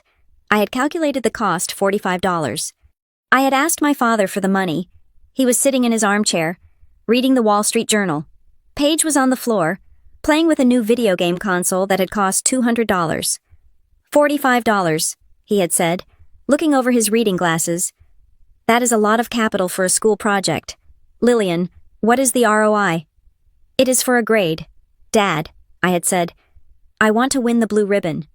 If you want to win, you need to be resourceful, he had said, turning the page. I am not going to just hand you success. If I give you the money, you learn nothing. If you have to scrape and scrounge and maybe use cheaper materials, you learn innovation. But what if I cannot make it work? I had asked, tears stinging my eyes. What if it leaks? What if I fail? He had looked at me, his eyes cool and detached, and delivered the line that had haunted me for 2 decades. Then you fail, Lillian. And failure is a great teacher. It is the only way you learn resilience. I am doing this for your own good. I had built a terrible, leaky dam out of milk cartons and duct tape. It fell apart 10 minutes into the judging. I got a C. Paige got ice cream afterwards because she was bored waiting for me. Lillian. My father's voice brought me back to the present. He sounded small. Lillian, please, I am begging you. Write the letter. Save the firm. I looked at the canal water. Dark and deep. I had the power to save him.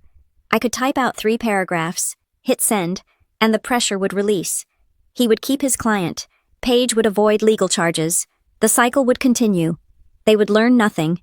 They would just learn that no matter how badly they screwed up, Lillian would fix it, or I could let gravity do its work. Dad, I said softly. Yes, he breathed. Hopeful. You will do it. Do you remember my science fair project? I asked. The hydroelectric dam. What? He sounded confused. What are you talking about, Lillian? Focus. I asked you for $45, I said, and you told me no. You told me that if you bailed me out, I would never learn resilience. Lillian, this is not the time for ancient history, he cried. I am losing everything. You told me that failure is a great teacher. I said, my voice was steady, calm, and terrifyingly clear. You said you were doing it for my own good. Lillian, stop, he whimpered. I am not going to write that letter. Dad, I said. I am not going to lie for you. I am not going to fix this. You cannot do this to me, he sobbed. I am your father. Anto, I said, channeling every ounce of the cold, hard competence he had forced me to build. I am being a good daughter. I am giving you the opportunity to learn resilience. Lillian, he screamed. Failure is a great teacher. Dad, I said. So today, you learn your lesson. I hung up. I did not just hang up. I powered the phone down completely. I stood in the silence of the Amsterdam street. My heart was pounding, but not with fear, with power. I had not just cut the cord. I had burned the safety net. I walked toward the hotel, my steps echoing on the stones. I knew that back in Nashville, the collapse was beginning. The emails were flying. The contracts were being shredded. The house of cards my father had built on arrogance and my unpaid labor was coming down. And for the first time in my life, I was not going to be there to sweep up the debris. I thought blocking my family would buy me silence. I was naive. I forgot that in the 21st century, you do not need a direct line to someone to destroy them. You just need an audience. For 48 hours after I hung up on my father, I focused on my new life. I walked the canals of Amsterdam. I ate stroopwafel. I set up my desk at the new office. I told myself the radio silence from Tennessee meant they had finally accepted defeat. I imagined them licking their wounds, perhaps sitting in that prepaid hotel room, finally reflecting on their choices. I was wrong. They were not reflecting. They were rebranding. The first strike did not come from my parents. It came from my Aunt Linda, a woman who lived in Florida and communicated exclusively in inspirational quotes and guilt. I received a direct message from her on Facebook on Tuesday morning. Lillian, I am praying for your soul. I cannot believe you would abandon your family in their time of need and flee the country. Your mother is devastated. Please call her. I frowned, staring at the screen. Abandon, flee. I opened my mother's profile. Since I had blocked her number, social media was her only megaphone, and she was using it. There was a post from 6 hours ago. It was a photo of her and Paige hugging. Paige looked tragic, staring off into the middle distance with red-rimmed eyes. The caption was a masterclass in vague, weaponized victimhood. Our hearts are broken today. It is a special kind of pain when a child you raise turns their back on the family unit. We are dealing with a crisis: homelessness, betrayal, and cruelty from someone we trusted. Please pray for my daughter Paige as she navigates this trauma. We will rebuild, even if we have to do it alone. The comments were a cesspool of sympathy. Oh my God. Cynthia. What happened? Sending prayers. Is this about Lillian? I heard she moved. How could anyone treat their sister like that? Karma will get her. My mother had liked every single comment. She was not deleting the ones mentioning my name. She was curating them. I felt a cold flush of anger, but I did not type a response. Engaging with a narcissist's smear campaign is like wrestling a pig in mud. You both get dirty, but the pig likes it. Then came the narrative shift from Paige. I started getting messages from cousins I had not spoken to in 5 years. Hey Lil, is it true you sold the house while Paige was living in it and didn't tell her Lillian? Uncle Bob says you tricked Paige into going to the house so the police would arrest her. That is messed up. They were spinning a story where Paige was already a tenant, and I had pulled the rug out from under her. They were painting me as a sociopath who set a trap for her own sister. But the real escalation the moment the war moved from family drama to defamation came from Trent. I was sitting in my hotel room, analyzing the engagement on my mother's post like it was a data set, when a notification popped up from a burner account I used to monitor local Nashville trends. Trent was live on TikTok. The caption read, "Story time. My GF's psycho sister evicted us for clout." I clicked the link. Trent was sitting in what looked like the hotel room I had paid for. He was wearing a backwards hat and holding a Red Bull. The viewer count was climbing 300, 400 people. Yo, what is up, guys? Trent said, talking to his phone. So, you are not going to believe what went down this weekend. We are literally homeless right now. My girl Paige. She is a mess. Her sister, Lillian, total corporate sellout. By the way, she literally sold her house from under us. He leaned into the camera, whispering like he was sharing a state secret. So, get this, we had permission. Right, the parents. Lillian's mom and dad, they gave us the keys. They said, go ahead, move in. It is family property. And then Lillian waits until we have all our stuff inside, and she calls the cops on us. Like, who does that? I watched, my hand hovering over the screen record button. I needed him to keep talking. I needed him to get arrogant. Someone in the comments is asking if we had a lease, Trent said, reading the screen. Bro, you do not need a lease with family. That is the point. Her dad told us, do not worry about the paperwork. Lillian is cool with it. Just get in there before she changes her mind. He literally said the paperwork did not matter because blood is thicker than water. I hit stop on the recording. I replayed the clip. Her dad told us just get in there before she changes her mind. He literally said the paperwork did not matter. Trent, in his idiocy, had just handed me the smoking gun. He had admitted, on a public live stream, that they knew I might change my mind, implying they knew I had not actually given permission. He admitted they rushed in to establish occupancy before I could stop them. And he admitted my father was the architect of the invasion, explicitly disregarding the legal ownership. I saved the video. I backed it up to the cloud. I backed it up to an external hard drive. But I did not stop there. The analyst in me knew that if there was smoke, there was fire. If they were this confident about moving in, they had probably taken steps to cement their claim before the break-in. I logged into the United States Postal Service portal. I still had access to the address monitoring for the Maplewood house because the final forwarding order had a grace period. I scrolled through the history. There it was. 5 days before the closing. 7 days before I left for Amsterdam, a change of address request had been filed. Name Paige Moore, from 1284 Oak Street, Apt 4B. to 4210 Maplewood Drive.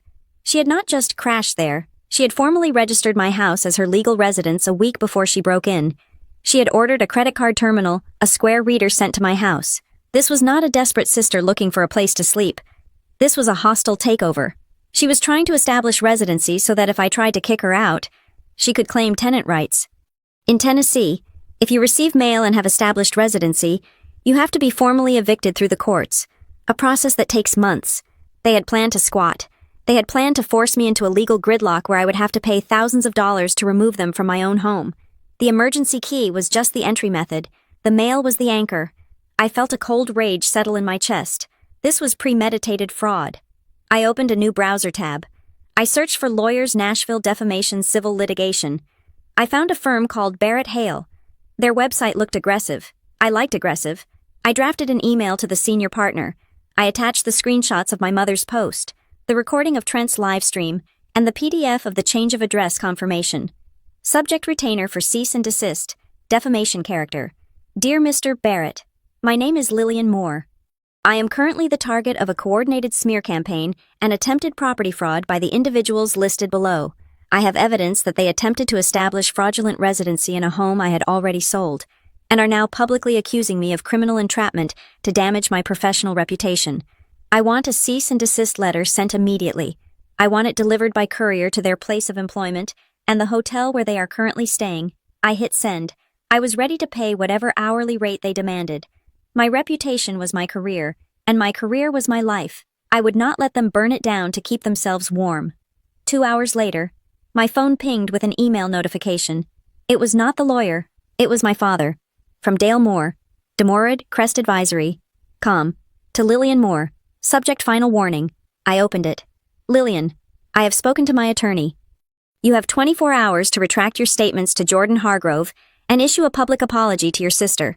You will post it on your social media and tag the family. If you do not, I will be filing a lawsuit against you for fraudulent concealment.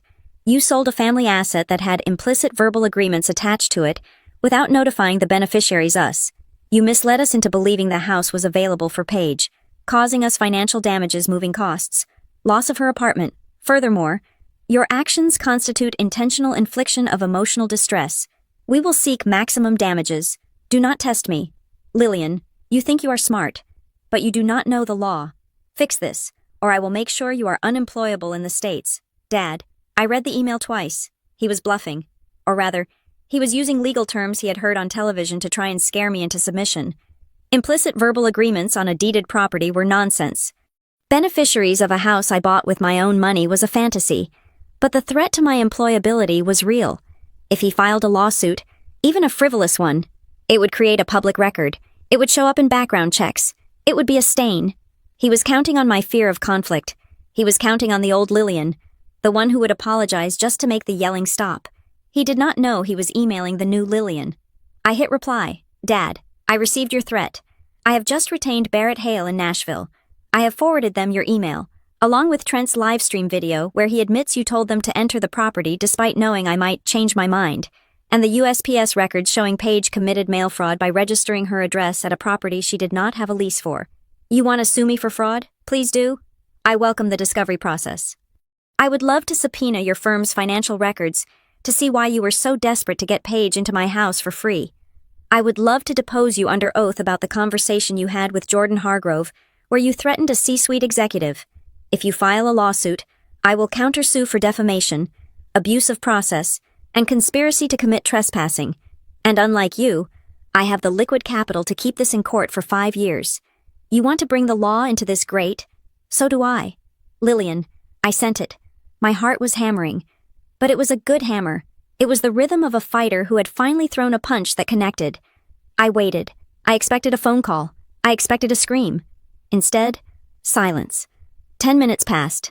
20. Then, a new email arrived. It was not from my father, and it was not from the lawyer I had just contacted. It was from a domain I recognized, Vantage Healthcare. Com. From Legal Department, Legal Vantage Healthcare. Com. To Lillian Moore, C.C. Jordan Hargrove. Subject inquiry regarding case 4492B, Moore Vise, Hargrove incident. My breath hitched. I opened the email. Ms. Moore, We are acting on behalf of Mr. Jordan Hargrove regarding the incident at his private residence on October 24th.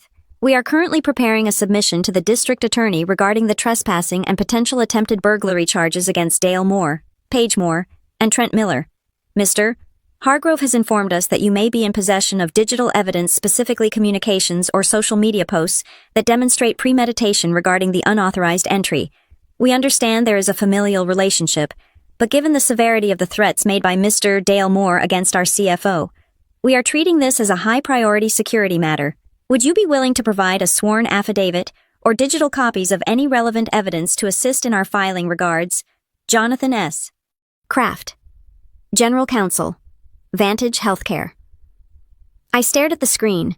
My father's bluff had not just failed, it had been preempted by a nuclear strike. Jordan Hargrove was not just pressing charges in the way neighbors do, he was using the full weight of a billion-dollar healthcare corporation's legal team to crush the man who had insulted him, and they were asking me, the daughter, the sister, to hand over the ammunition. If I said yes, I was sending my father to court, and possibly my sister to jail. I would be the key witness for the prosecution. I thought about the "failure is a great teacher" speech. I thought about the invoice they refused to pay. I thought about the smear campaign. I thought about the fake address change. I looked at the cursor blinking next to the reply button. This was not just a family spat anymore. This was a demolition, and I was holding the detonator. I hit reply to the email from Vantage Healthcare. I did not write a long, emotional manifesto.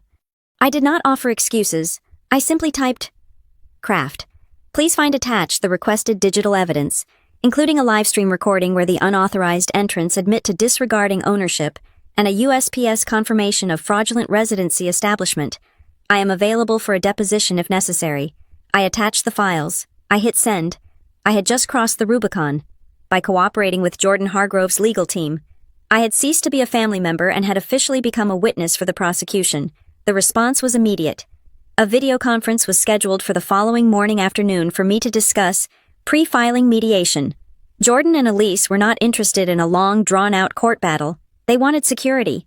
They wanted a paper trail so thick and heavy that my family would never dare look in the direction of Maplewood Drive again. I logged into the call from a quiet meeting room in my new Amsterdam office. The screen split into 4 quadrants. In the top left was Jonathan Kraft, the General Counsel for Vantage Healthcare. He looked like a shark in a $3,000 suit, sleek, predatory, and bored. In the top right were Jordan and Elise. They looked exhausted. Elise was pale, and Jordan had the tight jaw of a man who had not slept. In the bottom left, huddled around a laptop webcam that was positioned too low, giving an unflattering view of their chins, was the Moore family. My father, Dale, looked 10 years older than he had a week ago. His usually immaculate hair was disheveled. My mother sat next to him, her lips pursed in a thin, white line. Paige was there, too, staring sullenly at the table, refusing to look at the camera. Trent was absent, likely advised by someone with half a brain to stay far away. Ms. Moore, Mr. Kraft said, acknowledging me. Thank you for joining us from the Netherlands. I understand the time difference is significant. It is fine, I said. I am here to clarify the timeline of the sale. We do not need clarification, my father snapped. His voice was tinny through the laptop speakers. We need a little grace. This is a family dispute that has blown out of proportion. Mr. Moore, Kraft said, his voice cutting through the air like a scalpel. My client, Mr. Hargrove, is the CFO of the hospital network that keeps your consultancy firm alive. You threatened him with a lawsuit for entering his own home. You then allowed your daughter's boyfriend to publicly defame him on social media. This is not a family dispute. This is a liability assessment. We had a lease, Paige blurted out. She looked up, her eyes wide and manic. We had a written agreement, Trent wrote it up. My eyebrows shot up. A lease. You have a lease, Kraft asked, sounding amused. Please, show us. My father looked pained. He tried to put a hand on Paige's arm to stop her, but she shook him off. She held up a piece of paper to the camera. It was not a standard lease agreement. It was a piece of yellow legal pad paper. The handwriting was scrawled in blue ballpoint pen. Read it, Kraft commanded. Paige cleared her throat. I, Lillian Moore, hereby grant Paige Moore and Trent Miller full access to the property at 4210 Maplewood for an indefinite period, starting October 1st, in exchange for house-sitting services. And is it signed? Kraft asked. Yes. Paige pointed to a scribble at the bottom. Right here. I leaned closer to my screen. The signature looked like a child's interpretation of cursive. It looked nothing like my signature. Paige, I said, my voice echoing in the silence. Look at the date on that paper. She frowned, looking at the top of the page. October 1st. On October 1st, I said calmly. I was in Chicago for the final interview with Marrow Peak. I have flight records and hotel receipts to prove it. I was physically 300 miles away from that piece of paper. You signed it before you left, she lied. But her voice wavered. And, I continued, relentless. You listed the owner as Lillian Moore, but if you check the county records, I had already transferred the title into a holding trust for the sale process on September 28th. I technically did not own the house as an individual on October 1st. The contract is void, because the grantor did not exist. That is a technicality, Trent's voice shouted from off-screen. He was in the room, hiding. It is fraud, Kraft corrected. Forging a signature on a retroactive lease to avoid trespassing charges is a felony. Ms. Moore, shall I add that to the file we are sending to the district attorney? Paige dropped the paper. She looked at our parents, waiting for them to save her. It was a misunderstanding, my mother interjected quickly. Her voice was high and brittle. The girls, they have always had these informal arrangements. Lillian is very difficult to pin down. She says one thing and does another. Paige honestly believed she had permission. Lillian simply failed to communicate the sale clearly. She was doing it again. She was rewriting history to make me the agent of chaos, and Paige the innocent victim of my silence. Stop, Jordan Hargrove said. It was the first time he had spoken. He leaned into the camera, his eyes locked on my father. Do not blame Lillian, Jordan said. This is not a communication error. I have seen the emails Lillian sent you. I saw the invoice. I saw the text logs. She was crystal clear. This is not a misunderstanding. Dale, this is a pattern. You people have a pathological inability to respect boundaries. Now see here, my father blustered, trying to summon his old authority. You cannot speak to me like that. I am a senior consultant in this town. You are a broke consultant, Kraft said. The room went dead silent. My father froze. His mouth hung open slightly. Excuse me, he whispered.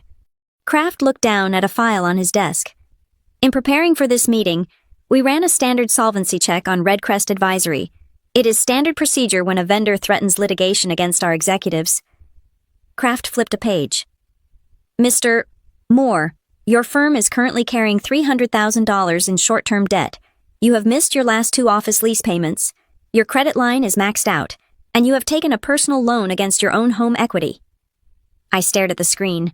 I knew my father lived above his means, but I had no idea the hole was this deep. This is irrelevant, my father shouted, his face turning a blotchy red. My finances are private. They become relevant when you try to steal a house, Kraft said coldly. We have a theory. Mr. Moore, we do not think you moved Paige into that house because she needed a place to stay. We think you moved her in because you could no longer afford to pay her rent at the apartment complex, and you promised her Lillian's house as a free alternative to keep her off your payroll. The air left the room. I looked at Paige.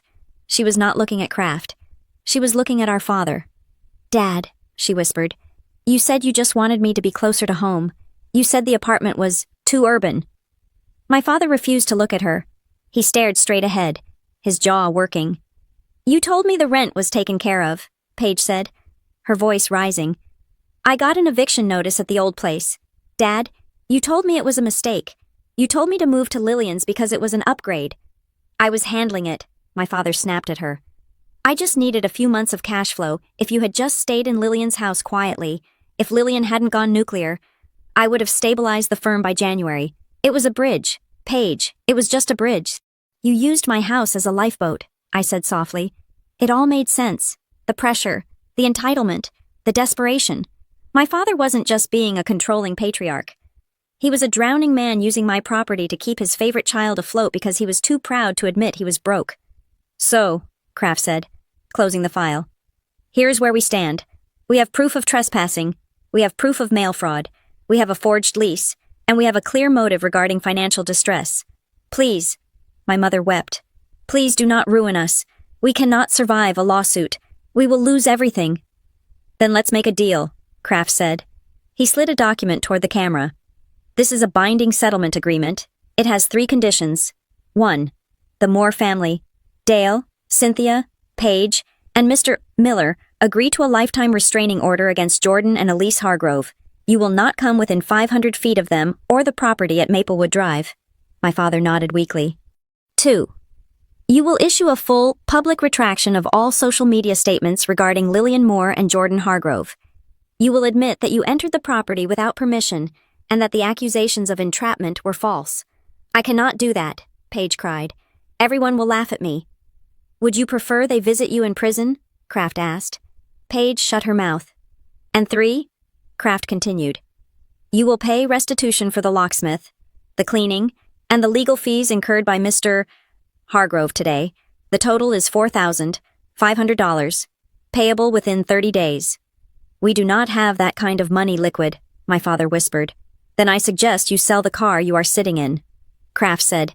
Lillian, my father said. He turned his face to the camera. His eyes were wet. He looked small. He looked like the ghost of the man I used to fear. Lillian, please, he said. You have the money. You just sold the house. You have the equity check. It is nothing to you. $4,000. You make that in a week now. No, I said. Help us, he begged. Just this once, to close it out. If we pay this, it goes away. If you pay this, we can start over. I will never ask you for anything again. I swear on your grandmother's grave. You swore on Grandma's grave that you would pay for my college, I said. I am still paying those loans. Dad. Lillian, do not be cruel, my mother sobbed. We are drowning. You are not drowning, I said. You are just finally being asked to swim. I cannot pay this, my father said, his voice cracking. Lillian, talk to him. Talk to Jordan. Tell him to waive the fee. He likes you. He respects you. Tell him we are good people who made a mistake. I looked at Jordan. He was watching me. He was waiting to see if I would fold. He was waiting to see if the sensible one would step in and fix the mess one last time. I looked back at my father. I am not the janitor anymore. Dad, I said. I do not clean up your spills. If you cannot pay, then I guess you will have to deal with the district attorney. I hear the courts in Tennessee are very efficient. You would send your sister to jail over $4,000. My mother screamed. No, I said. You would... Mr. Kraft? I said, turning my attention to the lawyer. I approve the terms. I am willing to sign an affidavit supporting the restraining order. As for the money, that is between you and the defendants. I have no financial interest in this matter. Understood, Kraft said. Mr. Moore, you have 24 hours to sign this agreement and wire the funds. If not, we file the criminal complaint on Monday morning. We need a mediation, my father said, clutching at straws. We need to meet in person. I cannot sign this over a video call. I need to review the language. Fine, Kraft sighed.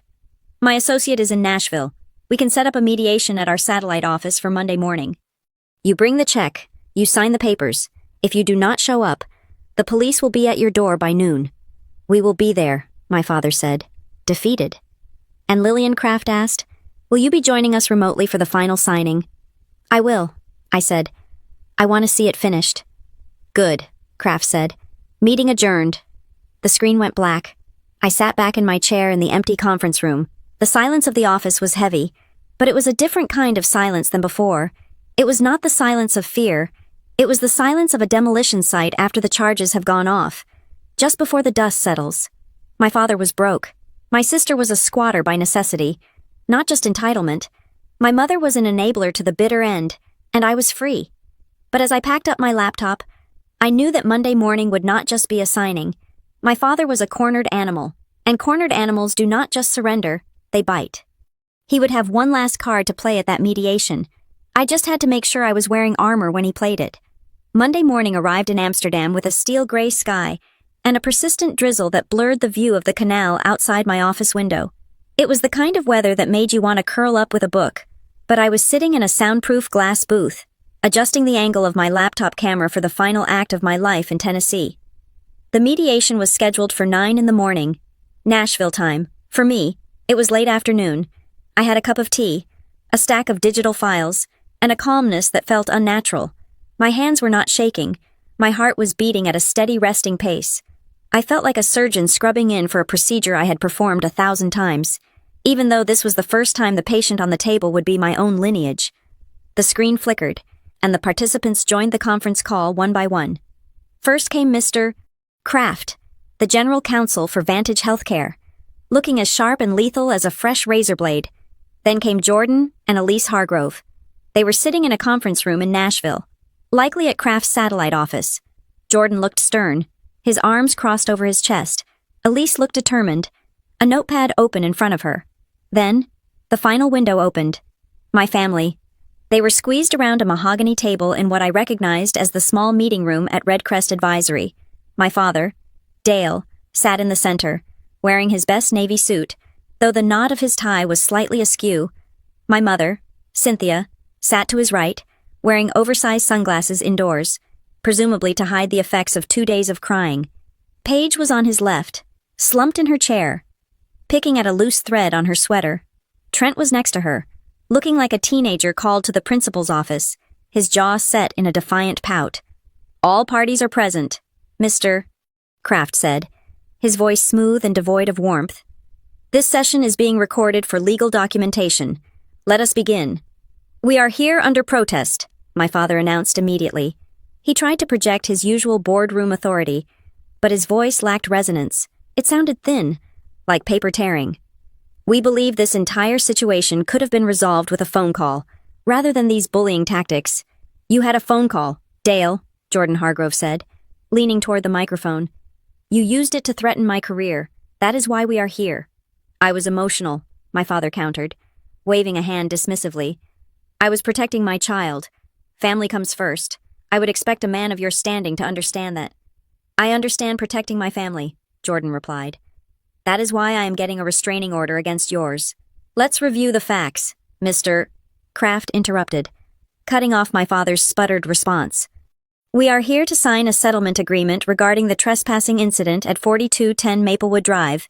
The defendants Dale Moore, Cynthia Moore, Paige Moore, and Trent Miller claim there was a verbal agreement with the former owner, Lillian Moore, granting them tenancy." He looked at the camera lens, looking directly at me. "Ms. Moore," Kraft asked, "for the record, on the date of October 24th, or any date prior, did you grant your sister parents or their associates permission to enter or inhabit the property after the sale closing date?" The room went silent.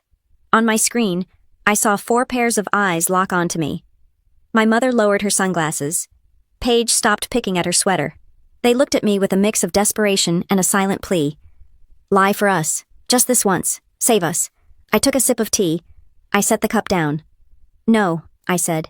The word hung in the air, absolute and heavy. "Never," I added. "I explicitly told them the house was sold. I explicitly told them to return the key. I explicitly told them that entering the property would be trespassing." "She is lying," Paige shrieked. She nodded. When I said I liked the guest room, she nodded. "That is a nonverbal agreement." "A nod is not a lease, Ms. Moore," Kraft said dryly. "And frankly, your own boyfriend has provided evidence that contradicts your claim of a misunderstanding." Kraft clicked a button, and the screen share feature activated. The video of Trent's live stream began to play. It was the clip I had sent. Trent's face filled the screen, smug and confident.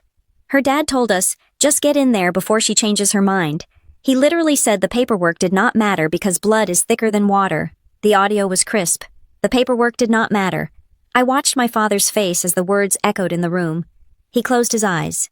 He knew, in that moment, that his own arrogance had been recorded, packaged, and delivered as the weapon of his destruction. The video ended. The silence that followed was suffocating. That was taken out of context," Trent mumbled, his face turning a deep crimson. "The context seems quite clear," Kraft said. "You knew you had no legal right. You knew Lillian had not agreed. You decided to force entry based on the advice of Dale Moore, who believed he was above the law. We were just trying to help her," my father exploded, slamming his hand on the table. "My daughter was homeless. She had nowhere to go. We are parents. We saw a solution, and we took it. We were helping." "Helping is not occupying, Dale," Jordan said. His voice was quiet, which made it more terrifying. "You did not move her into a hotel. You did not move her into your house. You broke into mine. You did not help her. You stole from me." "It was her sister's house," my mother cried out. It should have been in the family. But it wasn't, I said. They all turned to look at my square on the screen again. It was never family property, I said. It was my house, and you never respected that. You never respected me. We loved you. My mother wept. We did everything for you, and this is how you repay us by siding with strangers. I am not siding with strangers, I said. I am siding with the truth. You are twisted, Paige spat. You planned this. You lured me in. You wanted me to get arrested so you could feel superior. I did not lure you. Paige, I said. You have been planning to take that house for 6 months. What? Paige frowned. You are crazy. Mr. Kraft, I said. Please display Exhibit C. Kraft nodded. A new image appeared on the screen. It was a screenshot of a text message thread between Paige and me, dated 4 months ago, long before I had even interviewed for the Amsterdam job. I had been scrolling through my archives the night before and found it. It was the smoking gun I had forgotten I had. The text from Paige read when you move eventually. Because you know you will get bored. I am totally taking the back guest room. I already bought curtains for it. You will get used to it. Lol. I saw the color drain from Paige's face. You bought curtains for a house I was still living in, I said. You were not desperate, Paige. You were waiting. You saw my life as a waiting room for your life. This was not an emergency. This was a hostile takeover you had been fantasizing about for half a year. Paige stared at the screen. She opened her mouth to argue, but nothing came out. The narrative of the sudden crisis crumbled. She looked at Trent, but he looked away. She looked at our mother, who was busy wiping her eyes. Then, she looked at our father. You said it was okay, Paige whispered. Dale stiffened. Paige, be quiet. You said it was okay. She yelled, turning on him. You told me Lillian was just being difficult. You told me if I moved in, she would cave. You promised me, Dad. You said, trust me, I will handle Lillian. You promised me a house. I was trying to manage the situation, Dale shouted back. You lied, Paige screamed. Tears finally spilling over, not the fake tears of a victim, but the angry tears of a spoiled child, realizing the candy store is closed. You always promise stuff you cannot do. You promised to pay my rent, and you didn't. You promised to fix my credit, and you didn't. And now you promised me a house, and I am going to get sued. I did my best, Dale roared. I have carried you your whole life. You carry me because you need me to be weak, so you can feel big. Paige screamed. The room went dead silent again. It was the truest thing anyone in my family had ever said. My father looked as if he had been slapped. He slumped back in his chair, the fight draining out of him. He looked at my mother, but she was looking at the table, refusing to meet his eyes. The united front was gone. They were just 4 people who had used each other until there was nothing left to use. Are we done with the family therapy session? Kraft asked, sounding bored. We have a schedule to keep. He pushed the papers across the table in Nashville towards the empty chairs where my family would have been sitting if they were there, but instead, he looked at the camera. The agreement is in your inbox. Mr. Moore, you will sign it digitally now. The wire transfer for $4,500 must be initiated within the hour. If not, the deal is off, and the police are on their way. My father pulled his phone out. His hands were shaking so badly he had to use 2 fingers to tap the screen. I watched him authorize the transfer. I knew that money was likely coming from a loan shark or a maxed-out credit card he had hidden from my mother. Signed, my father whispered. Paige Trent, Kraft asked. Signed, Paige muttered. Typing on her phone, Trent did the same. Good, Kraft said. The restraining order is now in effect. The retraction must be posted by noon. We will be monitoring. Can we go now? My mother asked, her voice trembling. I cannot be here anymore. Just one more thing, Jordan Hargrove said. My father looked up, hope flickering in his eyes. Maybe he thought Jordan was going to offer mercy. Maybe he thought the business relationship could be salvaged. Dale, Jordan said, regarding the Redcrest advisory contract with Vantage Healthcare. Jordan, please, my father said, his voice cracking. I know we have had our differences, but the work has always been solid. Do not mix the personal with the professional. We have a 5-year history. The work was adequate, Jordan said, but the trust is gone. I cannot have a vendor who sues me. I cannot have a vendor who attempts to defraud me. The feed from the Nashville conference room cut out. Jordan, Elise, and Kraft were gone. For a moment, it was just me and my family on the screen. My father was sobbing. My mother was staring blankly at the wall. Paige was glaring at me with a hatred that would likely last a lifetime. "Are you happy?" Paige hissed. "You won. We are destroyed. Are you happy?" I looked at them. I looked at the people who had defined my worth by my utility for 34 years. I looked at the people who had taught me that love was a debt to be paid. "I am not happy," I said quietly. "And I am not sad. I am just free." I moved my mouse to the red end call button. "Lillian, wait," my father cried out, lifting his head. "Lillian, what are we going to do?" I did not answer. I clicked the button. The screen went black. I sat there in the glass booth, the silence of the office wrapped around me. I looked out the window. The rain had stopped. The clouds were breaking, and a shaft of pale, watery sunlight was hitting the water of the canal, turning the gray into silver. I felt a physical sensation in my chest, like a tight band snapping. I took a deep breath, and the air went all the way to the bottom of my lungs for the first time in years. I picked up my phone. I went to my contacts. I found the group labeled ICE. In case of emergency, it listed Dale, Cynthia, and Paige. I hit edit. I hit delete. I confirmed the deletion. Then, I went to my phone settings. I changed my number. I had already set up the new one with the carrier, but I had kept the old one active just for this meeting. Now, it was time to switch. I swapped the SIM card. The old life was in a piece of plastic the size of a fingernail. I took it out, snapped it in half, and dropped it into the wastebasket under the desk. I stood up and put on my coat. I had a team meeting in 10 minutes. I had a presentation to give on predictive analytics. I had a dinner reservation at a small Indonesian restaurant I wanted to try. I walked out of the booth and into the open plan office. My new colleagues were there, typing, laughing, drinking coffee. They did not know me as the fixer. They did not know me as the doormat. They only knew me as Lillian Moore, the senior strategist from America. I was not a daughter. I was not a sister. I was just me. As I walked toward the elevator, I thought about what my father had said. "You killed us." He was wrong. I had not killed them. I had just stopped providing the life support they felt entitled to. I stepped into the elevator and watched the doors close, shutting out the past, shutting out the guilt, shutting out the noise. I did not break the family. I just finally stopped letting them break me. Thank you so much for listening to my story. It was a long journey from that driveway in Nashville to this quiet canal in Amsterdam, and I am grateful you stuck with me through the madness. I would love to know where you are listening from today. Are you sitting in a cafe in Paris? Driving through the rain in Seattle? Or maybe relaxing at home in Sydney? Drop your location in the comments below. I love seeing how far this story has traveled. And if you enjoyed watching me take my life back, please subscribe to the Maya Revenge Stories channel. Hit that like button and smash the hype button to help this story reach more people who might need a reminder that it is okay to choose yourself. Stay safe, stay strong, and remember boundaries are not a crime.